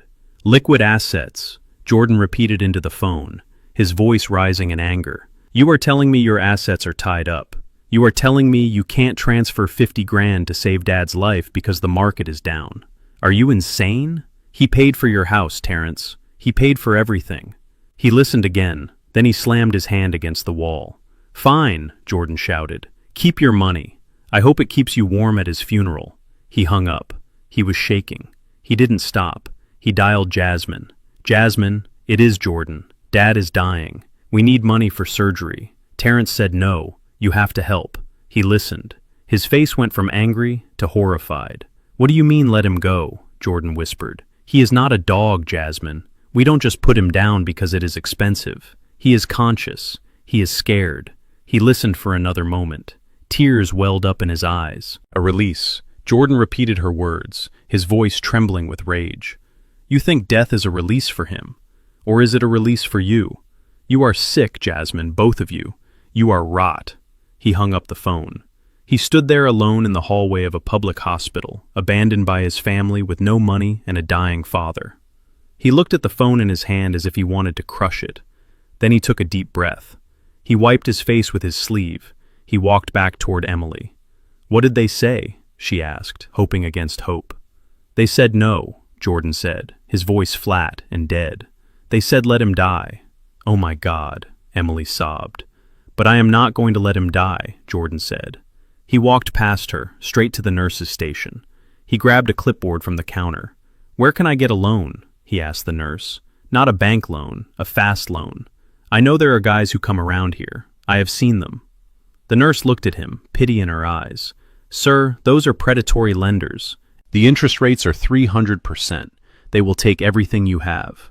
They will garnish your wages for the rest of your life. I don't care, Jordan said, slamming his hand on the counter. Give me the number. I will sign whatever they want. I will sign away my car, my salary, my life. Just give me the money to save my father. I watched from the bed. My son, the poor teacher, the failure, was willing to sell his future to a loan shark to buy me a few more years. He was signing his life away for a man he thought was a beggar. That was it. The test was over. I had seen enough. I reached for the call button on the side of the bed. I pressed it 3 times, the signal for Dr. Evans. He walked in, closing the curtain behind him. "Sir?" he asked. "It is done," I said, my voice strong and clear. "Call Henderson, tell him to bring the check, and tell him to bring the security team. We are leaving this dump. And Dr. Evans, get my son in here, before he signs that paper."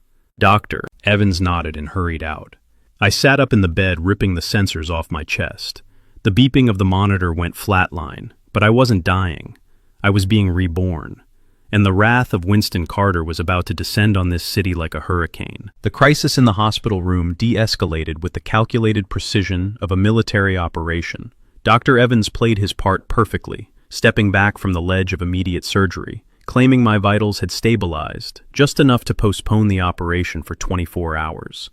It was a reprieve, but a costly one. He warned Jordan that without a comprehensive care plan, I was a ticking time bomb. Jordan was slumped in the plastic chair by my bed, his face buried in his hands, the adrenaline crash leaving him trembling. He had been ready to sign his life away to a predator, and now he was left with the crushing weight of a tomorrow he could not afford. My phone, which Jordan had recovered from his pocket, buzzed. It was Terrence. Jordan looked at the screen, and a flicker of hope crossed his tired face. He answered on speaker so I could hear. "Jordan." Terrence's voice was smooth, devoid of the panic from earlier. "I heard about the situation at the hospital. It sounds serious. Look, we cannot discuss this. Over the phone, I have called a family meeting. We need to make a decision tonight about Dad's long-term care. Bring him to Le Grand, which is the French restaurant on 5th Avenue. We have a private room waiting. Do not be late." Jordan's eyes widened. Le Grand was the most exclusive restaurant in the city, the kind of place where a glass of water costs more than our weekly grocery budget. "Terrence, we cannot go there," Jordan stammered. "We are in dirty clothes. Dad is in a hospital gown and a coat.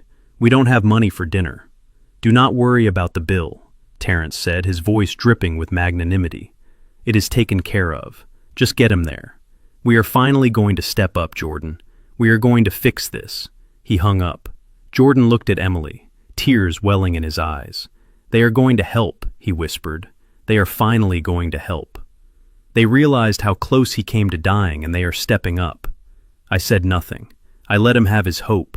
I let him help me into my wheelchair and guide me out of the hospital. But inside, I felt a cold knot of certainty. Terrence wasn't paying for dinner to help me. He was paying for a venue to discard me in style. He didn't want to come to the slums. He wanted to do his dirty work on his own turf, surrounded by waiters who would sweep up the mess. We arrived at Le Grand in Jordan's battered sedan. The valet looked at the rust on the fenders with open disdain, refusing to open the door until Jordan stepped out and did it himself. Emily helped me out of the car. My legs were shaky, partially from the act and partially from the sheer exhaustion of the charade. I leaned heavily on Jordan, my tattered coat looking like a gray stain against the polished marble of the restaurant's entrance. The contrast was violent. Inside the restaurant was a temple of gold and velvet. Crystal chandeliers dripped from the ceiling, casting a warm, flattering light on the diners who sat in plush booths wearing silk and diamonds. The air smelled of truffle oil and expensive perfume. As we walked through the main dining room, the hum of conversation died down. Heads turned. Forks paused halfway to mouths. I saw the looks of repulsion. The patrons stared at my muddy boots, Jordan's frayed collar, and Emily's worn scrubs. We were intruders. We were the reality they paid thousands of dollars to avoid. The hostess, a woman with a face like stone, stepped in front of us, blocking the path. "Sir, you cannot be in here," she said to Jordan, her voice a hushed hiss. "We have a dress code. The service entrance is in the alley." "We are meeting the Carter party," Jordan said, his voice trembling but defiant. "My brother is expecting us." The hostess hesitated, then saw Terrence waving from the glass-walled private room at the back. She pursed her lips, looking as if she had swallowed a lemon, and gestured for us to follow. "Keep your voices down," she instructed. "Do not touch the other guests." We walked the gauntlet of judgment. I kept my head down, playing the part of the ashamed, broken old man.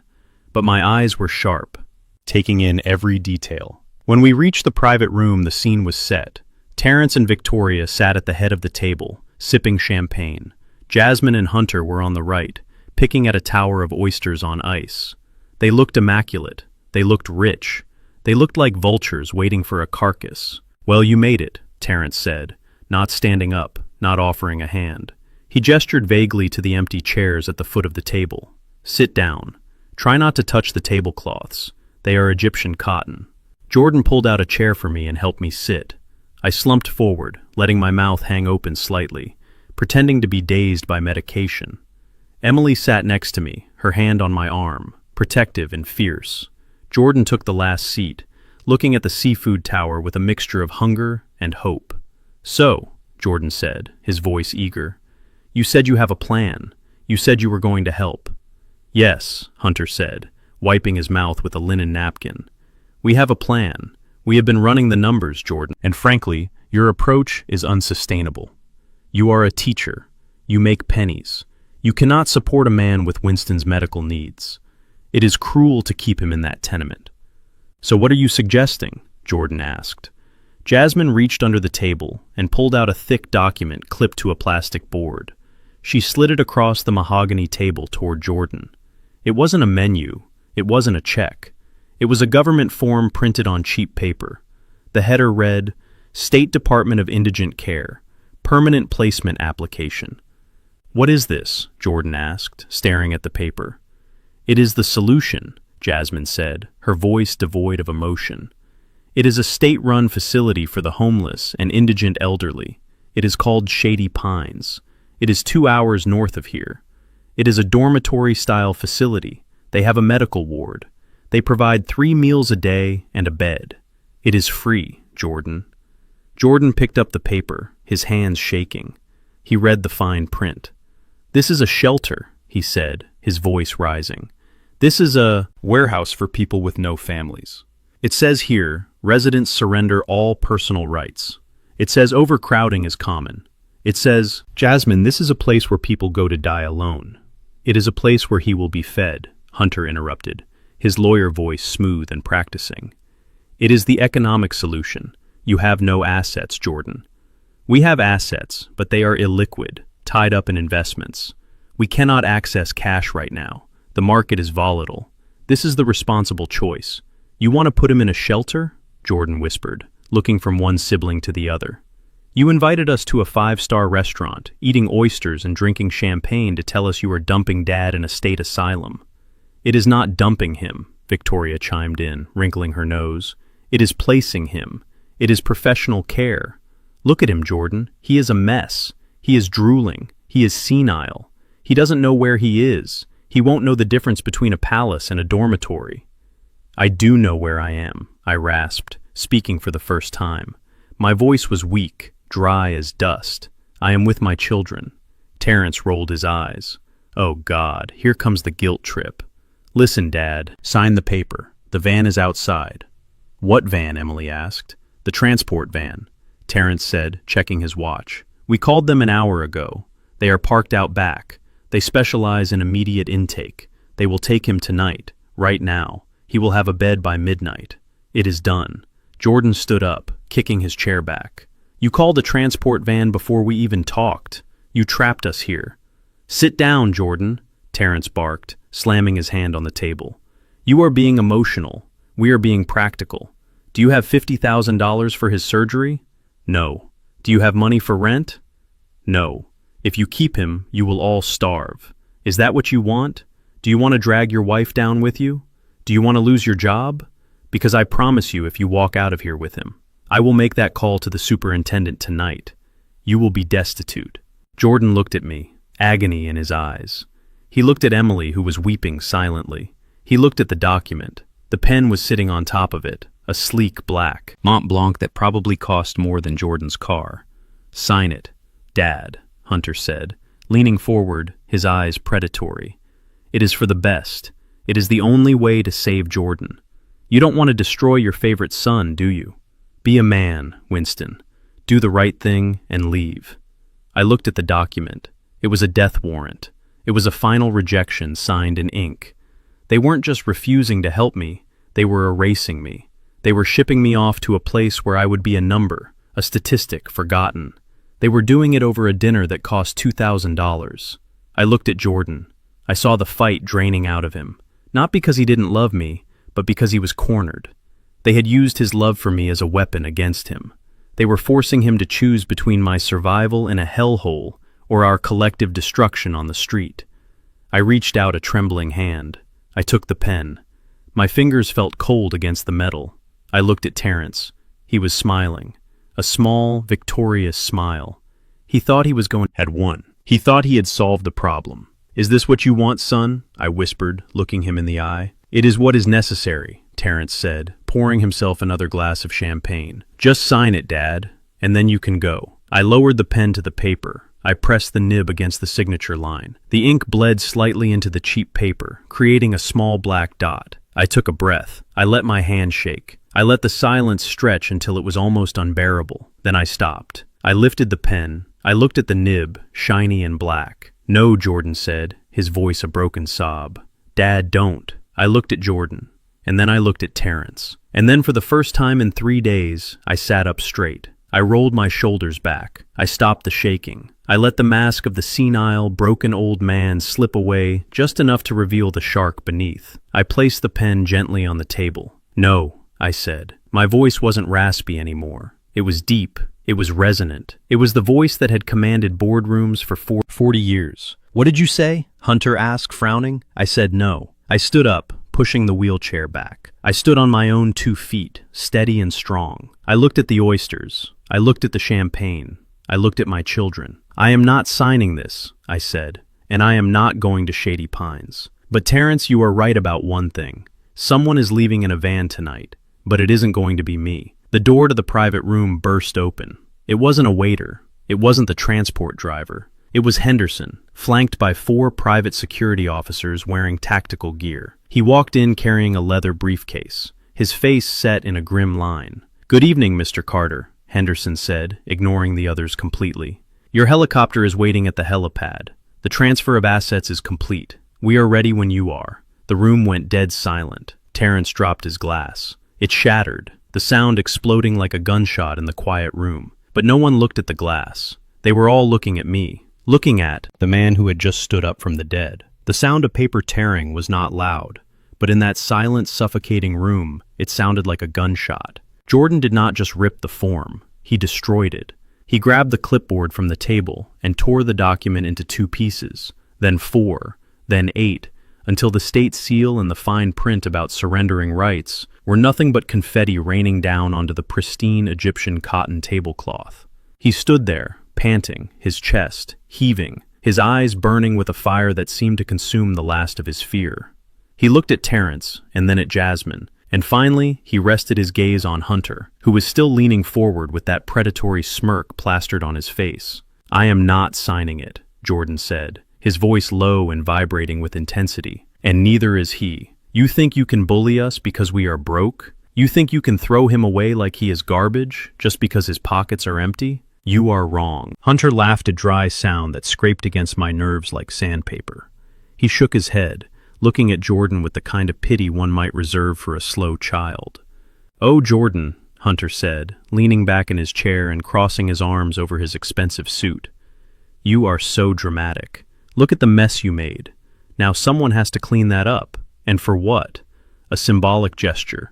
Tearing up a piece of paper does not change the math, my friend. It changes everything," Jordan shot back. "It means he is not going to that hellhole. It means he is coming home with me." "To what?" Hunter sneered. "To a dark apartment with no food. To a landlord who is going to kick you out on Friday. You are a math teacher, Jordan. Do the math. You have 0 assets. You have negative cash flow. You have a wife you are dragging down into the gutter with you. What are you going to do when he gets sick again? What are you going to do when he needs medicine you cannot afford? Are you going to pay with hugs? Are you going to pay with good intentions?" "I will figure it out," Jordan yelled, slamming his fist onto the table, causing the silverware to jump. "I will sell my car. I will take a second job. I will sell a kidney if I have to. I do not care what it costs. I will sell my own blood before I let you put him in a van and ship him off to die alone." Jasmine rolled her eyes, picking at a piece of lint on her skirt. "Sell a kidney," she mocked. "Listen to yourself. You sound unhinged. This is exactly why Dad cannot stay with you. You are unstable. You are desperate. You are a poor history teacher, Jordan. You do not have the capacity to handle this. You barely have the capacity to handle your own pathetic life. You are pathetic, Jordan spat back, tears of frustration welling in his eyes. You have millions and you have nothing. You are empty. You are hollow shells walking around in designer clothes, pretending to be human beings. Hunter stood up his chair, scraping loudly against the floor. He was taller than Jordan, broader, and he used that size now to intimidate. He walked around the table until he was looming over my youngest son. "Sit down, little man," Hunter said, his voice dropping to a growl. "You have no authority here. You have no leverage. You are a gnat buzzing in the ear of giants. We made a decision. The family made a decision. You were going to step aside. You were going to let us put him in that van, and you were going to go back to your little classroom and teach history, because you are certainly not making any tonight." Jordan did not back down. He stood his ground, his fists clenched at his sides, ready to fight a man twice his size, for the sake of a father he thought was helpless. I watched them. I watched my youngest son, the one I had underestimated, the one I had ignored, standing like a warrior against the wolves.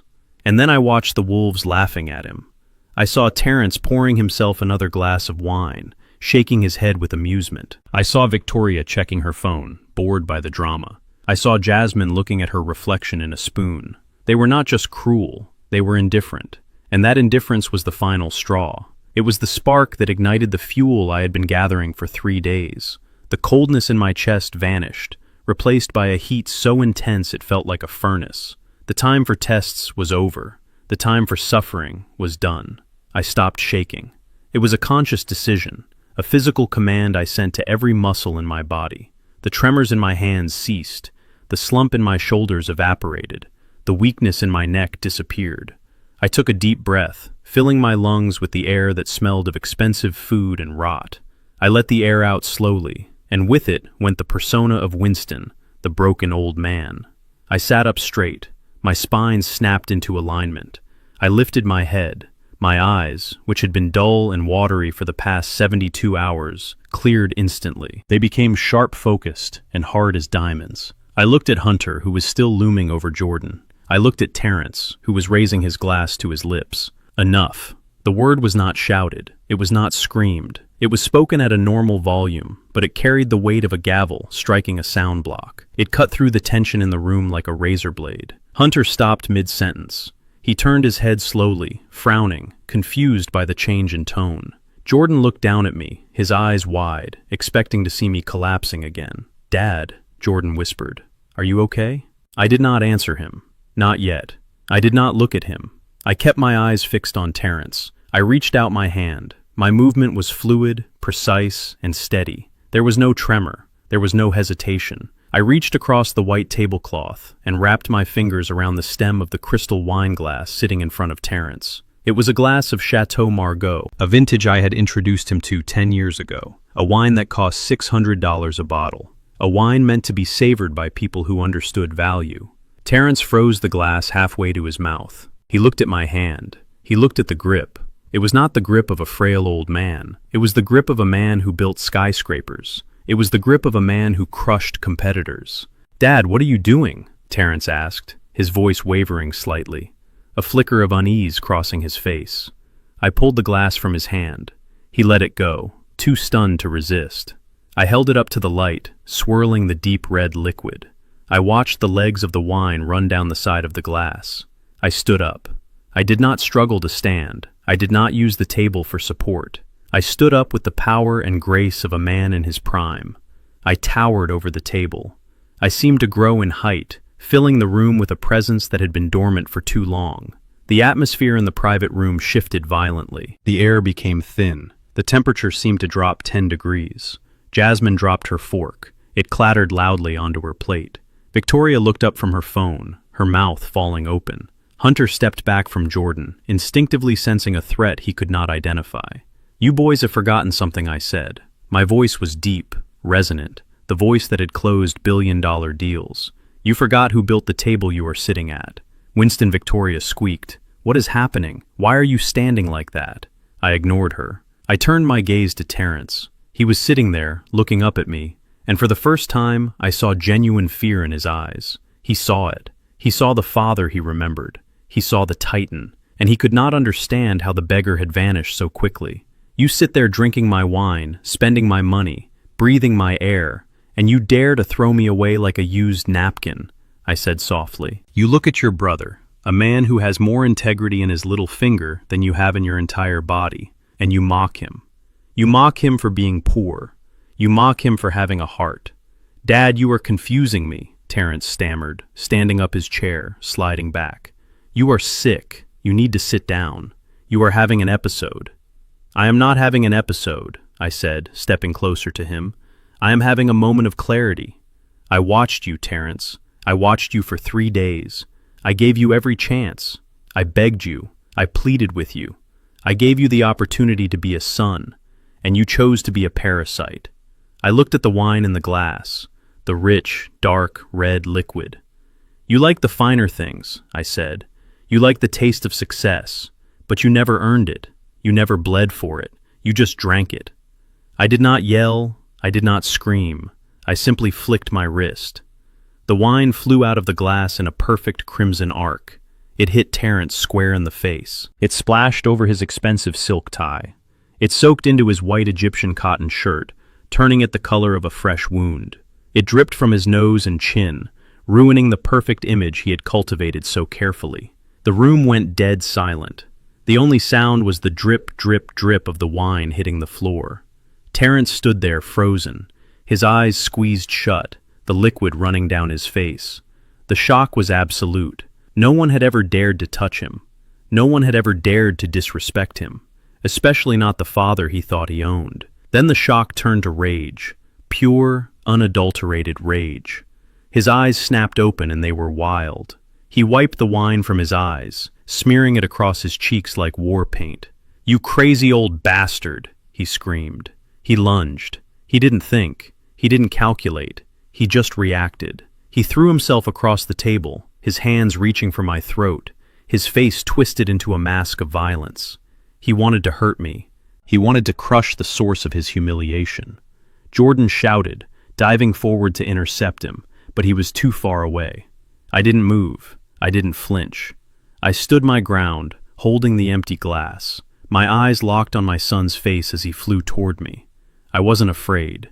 I knew what was behind that door. I knew who was waiting in the hall, and I knew that Terrence had just made the last mistake of his privileged life. Before his fingers could graze my collar, the double doors to the private room burst open with a force that shook the walls. The sound of heavy boots thundered into the room, drowning out Terrence's scream. The time for games was over. The time for consequences had arrived. The heavy double doors of the private dining room did not just open. They exploded inward with a violence that shook the crystal chandelier above us. Splinters of wood flew into the air as the locking mechanism gave way under a force far greater than a waiter with a tray. Terrence was mid-lunge, his hands inches from my throat, his face a mask of murderous rage, when a wall of muscle slammed into him. It happened so fast, it was a blur of motion. One moment my son was flying across the table, intent on strangling me, and the next he was airborne in the opposite direction. A security officer built like a linebacker had tackled him mid-air, intercepting him with the efficiency of a guided missile. They crashed to the floor in a tangle of limbs and expensive fabric, knocking over chairs and sending a serving cart crashing into the wall. "Get off me," Terrence screamed, thrashing against the weight pressing him down. "Do you know who I am? I will sue you. I will ruin you." The guard did not speak. He simply applied a pressure hold that immobilized Terrence instantly, pinning his face against the plush carpet. 3 other guards fanned out into the room, securing the perimeter, their eyes scanning for threats. They were professionals. They moved with a silent, lethal grace that terrified the civilians in the room. Hunter backed away, his hands raised in surrender, his back hitting the wall. Victoria let out a high-pitched shriek, clutching her pearls. Jasmine froze, her mouth open in a silent scream of terror. Then, through the shattered doorway walked Arthur Henderson. He stepped over the debris with the calm indifference of a man who had walked through corporate war zones for 30 years. He was wearing a bespoke 3-piece suit that cost more than Jordan's annual salary. He carried a leather briefcase in one hand, and he did not look at the guards or the screaming man on the floor. He looked only at me. "Mr. Carter," Henderson said, his voice calm and steady amidst the chaos. "I apologize for the dramatic entrance. The traffic was worse than anticipated, and we received the distress signal from your device. Are you injured, sir?" I stood there, wine dripping from my hand, my heart beating a slow, powerful rhythm. I brushed a speck of lint from my tattered coat. "I am fine, Henderson," I said. "Just a little family dispute. You are right on time." Terrence groaned from the floor, twisting his head to look up. "Henderson," he gasped, recognizing the man. "What are you doing here? Get this animal off me. Tell him who I am." Henderson looked down at Terrence. He adjusted his glasses, peering at my son with the same expression one might use when looking at a stain on a shoe. "I know exactly who you are, Terrence," Henderson said coldly. "You are the man who just attempted to assault my client, and if you do not stop struggling, I will authorize my team to use tasers. I suggest you stay down." The room fell into a heavy, terrified silence. The guard eased the pressure slightly, allowing Terrence to breathe, but keeping him pinned. Jordan stood next to me, his eyes wide, looking from the guards to Henderson, and then to me. "Dad," Jordan whispered, "what is going on? Who are these people?" I turned to Jordan. I placed a hand on his shoulder. "It is okay, son," I said. "The cavalry has arrived." Henderson walked to the table. He cleared a space, pushing aside the oyster platters and the champagne buckets with a sweep of his arm. He placed the leather briefcase on the white tablecloth. The click of the brass latches opening echoed in the room like the cocking of a gun. He lifted the lid. He reached inside and pulled out a single envelope. It was thick. It was heavy. He opened it and withdrew a cashier's check. He placed it on the table facing Terrence, facing Jasmine, facing the world. The paper was blue and crisp. The bank logo was embossed in silver. But it was the numbers typed in the center that sucked the air out of the room. $60 million. There were 6 zeros. A 6 followed by 7 zeros to be precise. It sat there on the table, a piece of paper that represented more power than anyone in that room had ever touched. Terrence stopped struggling. He stared at the check from his vantage point on the floor. His eyes bulged. His mouth went slack. Jasmine stood up slowly, drawn to the table by a magnetic force she could not resist. She looked at the check. She looked at the name on the payee line. Winston Carter. She looked at the signature line. It was authorized by the Treasury Department of Carter Holdings. Henderson straightened his jacket and clasped his hands behind his back. He looked at me with a bow of deep respect. "Mr. Chairman," Henderson said, his voice ringing with authority, "the liquidity you requested is secured. $60 million in certified funds. The helicopter is fueled and waiting at the rooftop helipad to transport you to the estate. We also have the cash reserves in the car if you prefer. This should cover your petty cash needs for the evening." Petty cash. The words hung in the air, absurd and terrifying. $60 million was petty cash. Hunter choked. He actually choked, coughing into his hand, his eyes darting back and forth between me and the check. Chairman Hunter squeaked. "But he is broke. He lost everything," he told us. I laughed. It was a low, dark sound that rumbled in my chest. I walked over to the table and picked up the check. I held it up to the light, just as I had held the wine glass moments before. "I told you what you needed to hear," I said. "I told you I was broke, because I wanted to see if you loved me, or if you loved my wallet. And you gave me my answer, loud and clear." Terrence pushed himself up to his knees, the guard allowing it this time. He looked at me, his face streaked with wine and sweat, his expression a mixture of confusion and dawning horror. "Dad," he stammered, "this is a joke, right? You have $60 million. You have had it this whole time." I looked down at him. "I have 600 million, Terrence," I said, correcting him. "This is just what I could liquidate in an hour." The color drained from his face so fast, he looked like a corpse. Jasmine grabbed the edge of the table to steady herself. Victoria sank into her chair, her hand covering her mouth, her eyes wide with shock. "But the house," Jasmine whispered. "You were living in a townhouse. You drove a Buick. You wore old suits." "I lived modestly because I value privacy," I said. "I lived modestly because I wanted to raise children who valued hard work. I failed. I raised parasites who value labels." I turned to Henderson. "Do they know yet, Henderson?" I asked. Henderson smiled a thin, shark-like smile. "No, sir, I do not believe they do." "Show them," I said. Henderson reached back into the briefcase. He pulled out 3 thick files. He tossed the first one onto the table in front of Terrence. It landed with a heavy thud. Terrence picked it up, his hands shaking uncontrollably. He opened the file. It was a loan document, a mortgage document to be precise. "What is this?" Terrence asked, his voice trembling. "This is my mortgage. This is my loan with First National Bank. Read the header," Henderson said. Terrence looked at the top of the page. He squinted. First National Bank, a subsidiary of Carter Holdings. He looked up at me, his eyes wide with disbelief. "You own the bank," he whispered. "I bought it 6 years ago," I said calmly. "I hold the note on your house, Terrence. I hold the note on your car. I hold the note on the credit cards you used to buy this dinner. You have been living in my house, spending my money and pretending it was your own success. You are 3 months behind on payments.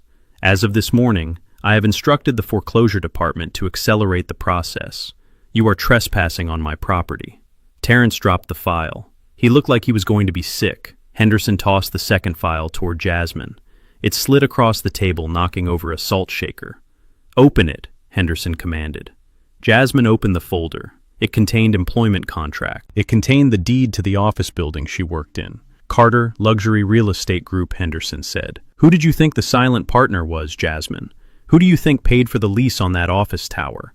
Who do you think approved your commission structure?" "No," Jasmine gasped, backing away. "No, you are just a silent investor. You are retired. I am the chairman of the board," I roared, my voice filling the room. "I own 51% of the brokerage. I own the building. I own the desk you sit at. You tried to kick me out of my own building, Jasmine. You had security drag the owner out of the lobby. I did not know," she wailed, tears streaming down her face. "I swear, Dad, I did not know." "Ignorance is not a defense," I said coldly. "You treated a homeless man like trash because you thought he was beneath you. You did not know he was the man who signed your paychecks, and that makes it worse." Henderson turned to Hunter. He didn't toss a file. He just looked at him. "Mr. Vance," Henderson said, "you work for Sterling and Cooper, a fine law firm. They handle corporate litigation." "Yes," Hunter said, straightening his tie, trying to regain some dignity.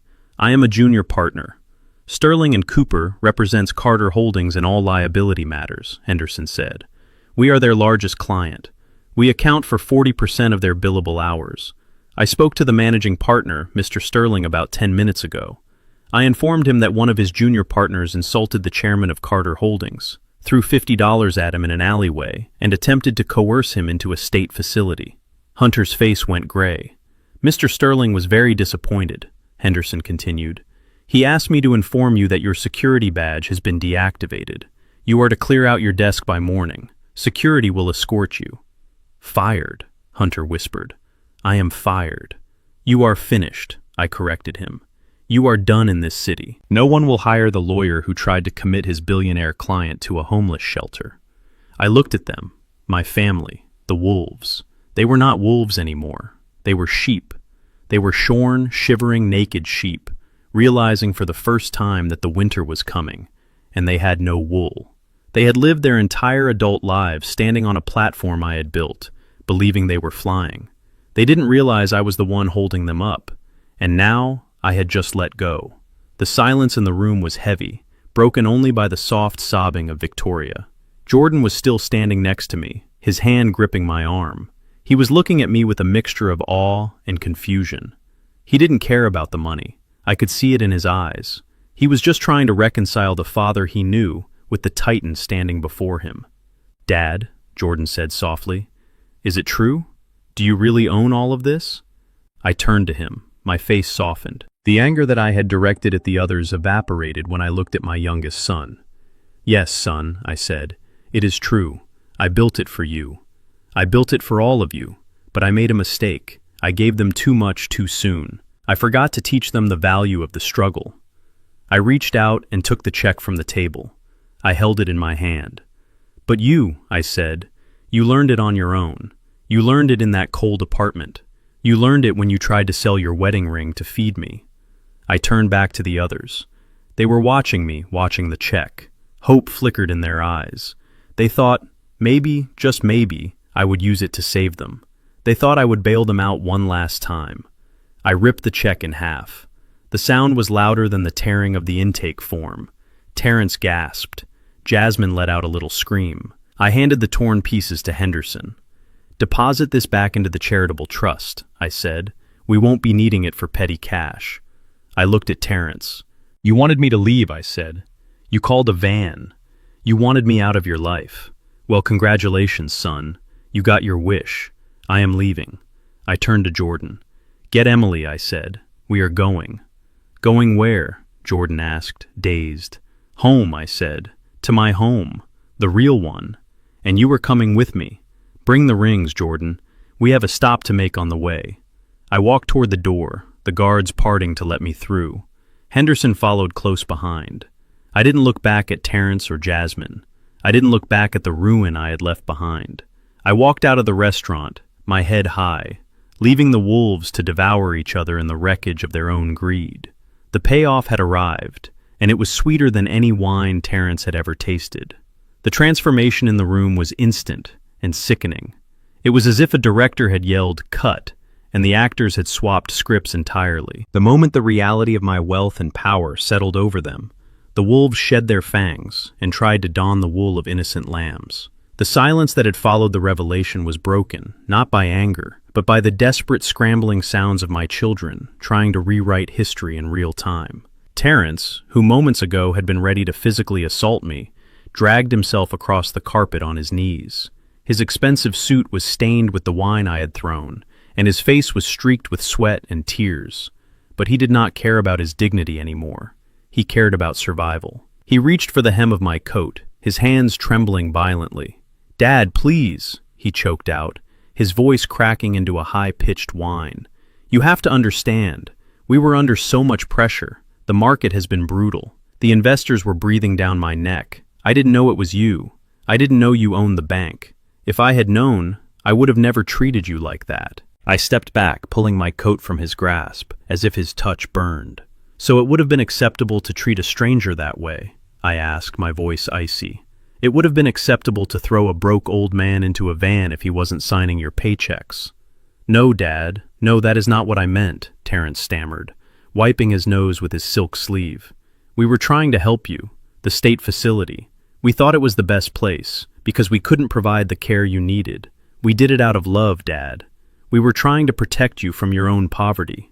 We love you so much." Jasmine rushed forward, pushing Terrence aside to get closer to me. Her mascara was running down her cheeks in black rivulets, making her look like a tragic clown. She clasped her hands together in a prayer gesture. "Daddy," she sobbed, using the childhood name she hadn't uttered in 30 years. "Please listen to your little girl. I was scared. When you came to the office looking like that, I panicked. I thought you had dementia. I was trying to preserve your dignity by not letting people see you that way. I didn't mean those things I said. I was just stressed. You know how hard I work. You know how much I sacrifice for the company. You sacrifice nothing," I said, looking down at her. "You were given a kingdom, and you treated it like a playground." Victoria stood up from the table, her face pale, but her eyes calculating. She smoothed her dress and tried to force a smile, attempting to use the charm that had won her pageants years ago. "Winston, darling," she said, her voice trembling but syrupy. "We are family. Families fight. Families say things they don't mean. But look at us. We are all here together. We can put this behind us. We can start over. Terrence and I were just talking about building an in-law suite at the estate, a proper one. You could live with us. We could take care of you properly now that we know you are okay." I looked at them, the begging, the pleading, the sudden, convenient amnesia about the cruelty they had displayed just minutes before. It was repulsive. They weren't sorry they had hurt me. They were sorry they had been caught. They were sorry the bank was closing in. They were sorry the gravy train had derailed and crashed into a mountain. Hunter the lawyer was the quietest. He sat in his chair staring at the wall, his face gray. He knew the law. He knew exactly what Henderson's phone call meant. He knew there was no begging his way out of a disbarment hearing. I looked at Terrence groveling on the floor. I looked at Jasmine weeping fake tears. "You say you were pressured," I said, my voice filling the room. "You say you love me. But love is not what you do when it is easy, Terrence. Love is what you do when you have nothing left. Love is selling a wedding ring to buy soup. Love is risking your career to protect a father you think is a beggar. You do not love me. You love what I can give you, and I have nothing left to give you but consequences. I turned my back on them. I physically turned away, shutting them out of my sight. I faced Jordan and Emily, who were still standing by the door, holding each other, watching the scene with wide, unbelieving eyes. They looked like survivors of a shipwreck who had just been plucked from the sea. "Jordan," I said, my voice softening instantly. He looked at me. He didn't look at the money. He didn't look at the security guards. He looked at my face, searching for the father he knew. "Dad," he whispered, "I don't understand." I walked over to him. I took his hands in mine. His hands were rough from work, calloused from grading papers and fixing things in that crumbling apartment. They were the hands of a man who built things, not a man who took things. "You don't have to understand everything right now, son," I said, "but you need to understand this. You were the only one. When I had nothing, you gave me everything. When I was hungry, you fed me. When I was sick, you bought me medicine with money you didn't have. You passed the test, Jordan, and you passed it with honor." I reached into the inner pocket of my coat. I pulled out a fresh envelope that Henderson had handed me. I placed it in Jordan's hand. "This is the check," I said. "It is a reissue, $60 million. It is yours, Jordan, all of it." Jordan looked at the envelope as if it were radioactive. He tried to push it back. "Dad, no," he said, shaking his head. "I can't take that. It is too much. I don't want your money. I just want you." "I know," I said, smiling, "and that is exactly why you are the only person in the world I trust with it. It is not just money, Jordan. It is a tool. Use it to build your schools. Use it to help your students. Use it to fix the world the way you always wanted to." Emily gasped, her hand flying to her mouth. $60 million, she whispered. "Jordan, we could pay off the student loans. We could buy the school supplies." "We can do a lot more than that, Emily," I said. I reached into my other pocket. I pulled out a small black velvet box. It was heavy. I opened it. Inside, nestled in white satin, sat 2 rings. They were not simple gold bands. They were platinum, encrusted with flawless diamonds that caught the light of the chandelier and scattered rainbows across the room. They were magnificent. They were rings fit for royalty. "I know you sold your rings," I said, my voice thick with emotion. "I know you pawned them to pay the landlord. I went back to the pawn shop this morning, Jordan. I bought them back. They are safe. They are in my safe at home, because they are the most valuable things I own. But these are for you to wear now." I handed the box to Emily. She took it, her hands trembling so hard the box shook. "Mr. Carter," she cried, tears streaming down her face. "This is too much. We can't."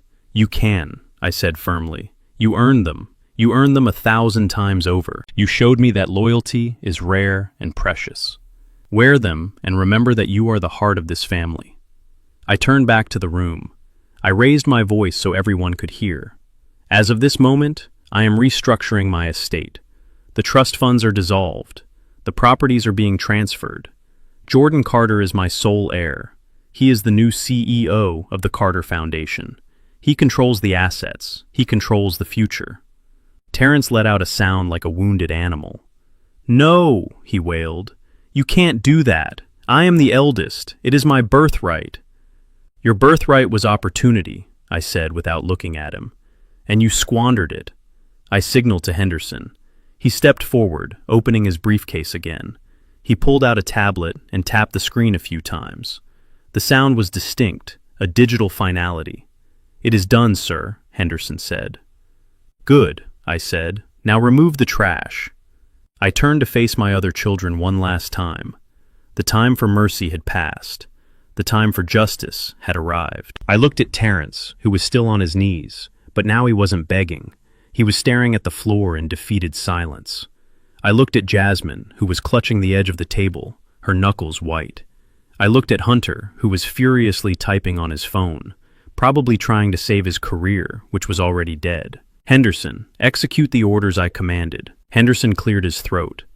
"Mr. Terrence Carter," he began reading from the tablet, "as the primary shareholder of the bank holding your mortgage, Mr. Winston Carter has exercised the acceleration clause in your loan agreement, due to 3 months of non-payment and violation of the moral turpitude clause in your contract.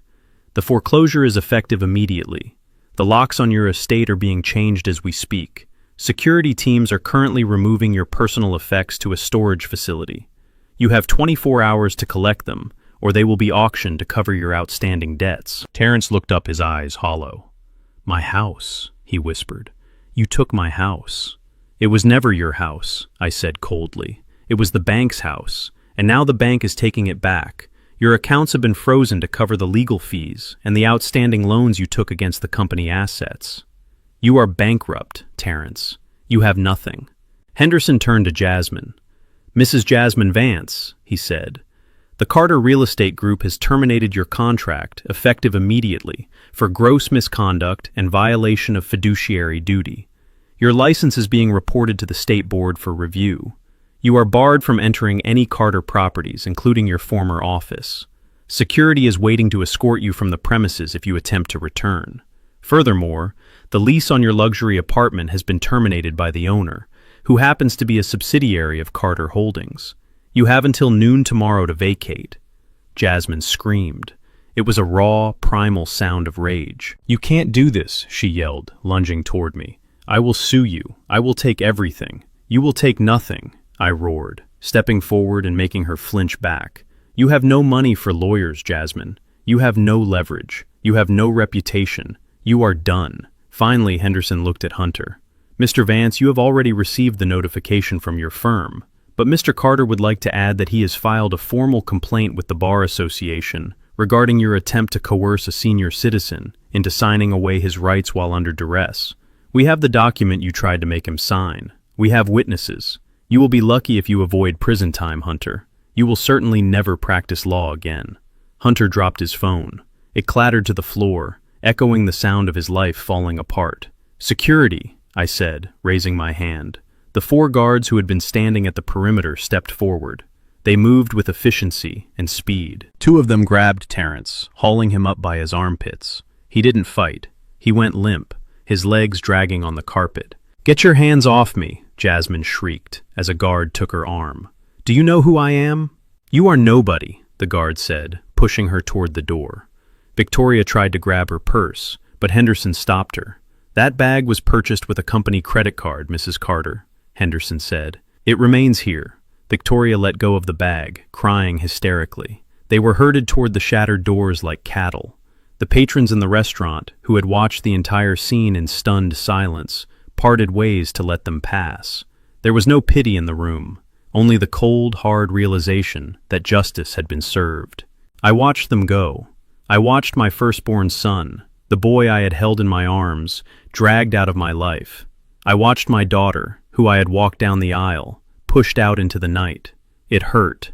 It hurt more than I could express, but it was a necessary pain, like cutting out a gangrenous limb to save the body. "Get them out of here," I said, my voice low and final, "and make sure they never come near me or my son again."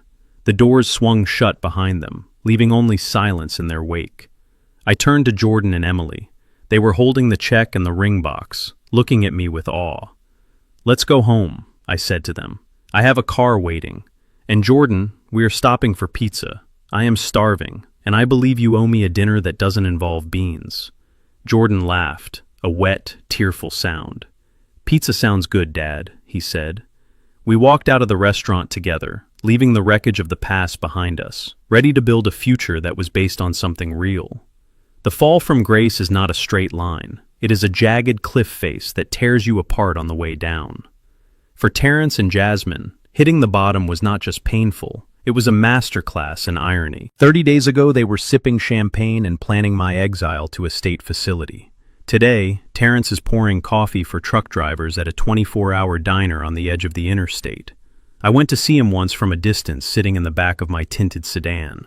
He looked 10 years older. His silk suits were gone, replaced by a polyester uniform that was too tight around the shoulders. He had burn marks on his hands from the grill. I watched him wipe down a sticky table, his face a mask of exhaustion and resentment. He dropped a fork and bent to pick it up, groaning with the same back pain I had felt sleeping in his tool shed. He was learning what it meant to serve people he considered beneath him. He was learning that $1 is not just a number on a screen. It is 60 minutes of standing on feet that ache until they are numb. Jasmine fared no better. The real estate world is small, and word travels fast. No reputable firm would touch her. She was now working the counter at a discount clothing store in a strip mall, folding the same cheap fabrics she used to mock. I heard through Henderson that she was living in a studio apartment, smaller than her old walk-in closet, sharing a bathroom with 3 other tenants. Her husband Hunter was disbarred, and delivering food on a bicycle, his days of arguing in court replaced by arguing with customers about cold fries. They were living the life they had tried to force upon me. They were counting pennies. They were worrying about rent. They were tasting the bitter metallic flavor of genuine need. And the worst part for them wasn't the poverty. It was the knowledge that they had held the winning lottery ticket in their hands and tore it up because they were too arrogant to read the numbers. Jordan did not change. That was the miracle. Most men given $60 million would buy a yacht or a private island. Jordan bought 30 new computers for his school's library. He didn't quit his job. He showed up the next Monday just as he always had, driving a new safe Volvo instead of his rusted sedan, but wearing the same determined expression. He didn't want to leave his students. He wanted to save them. He used the money to start a breakfast program, ensuring no child in his district ever sat through a history lesson with an empty stomach. He fixed the roof of the gymnasium. He paid off the lunch debt of every family in the county. I live with them now in the main estate. But it doesn't feel like a museum anymore. It feels like a home. Emily quit her double shifts, but she didn't stop being a nurse. She opened a free clinic in the city center, funded by the Carter Foundation, providing care to the people the system had forgotten. We have dinner together every night. Real dinners. We laugh. We talk. The dining room table, which used to be a stage for Terrence's vanity, is now covered in lesson plans and architectural drawings for the new community center Jordan is building. Yesterday, I walked into the kitchen and found Jordan washing dishes. He has a staff now, people paid to do that for him, but he still insists on doing it himself sometimes. He says it keeps him grounded. I looked at his hands soapy and wet, and I saw the diamond ring I had given him glinting in the light. He caught me watching and smiled. "It fits perfectly, Dad," he said. He wasn't talking about the ring. He was talking about his life. He was talking about the balance he had found between having means and having meaning. He had taken the power I gave him, and instead of building a wall, he had built a longer table. He was the son I had always wanted, and the man I aspired to be. I spend my days in the garden now. I watch the sun go down over the estate that was once a symbol of my isolation, and is now the headquarters of a revolution in kindness. I think about Terrence and Jasmine often. I don't hate them anymore. Hate takes too much energy. I feel a distant pity for them.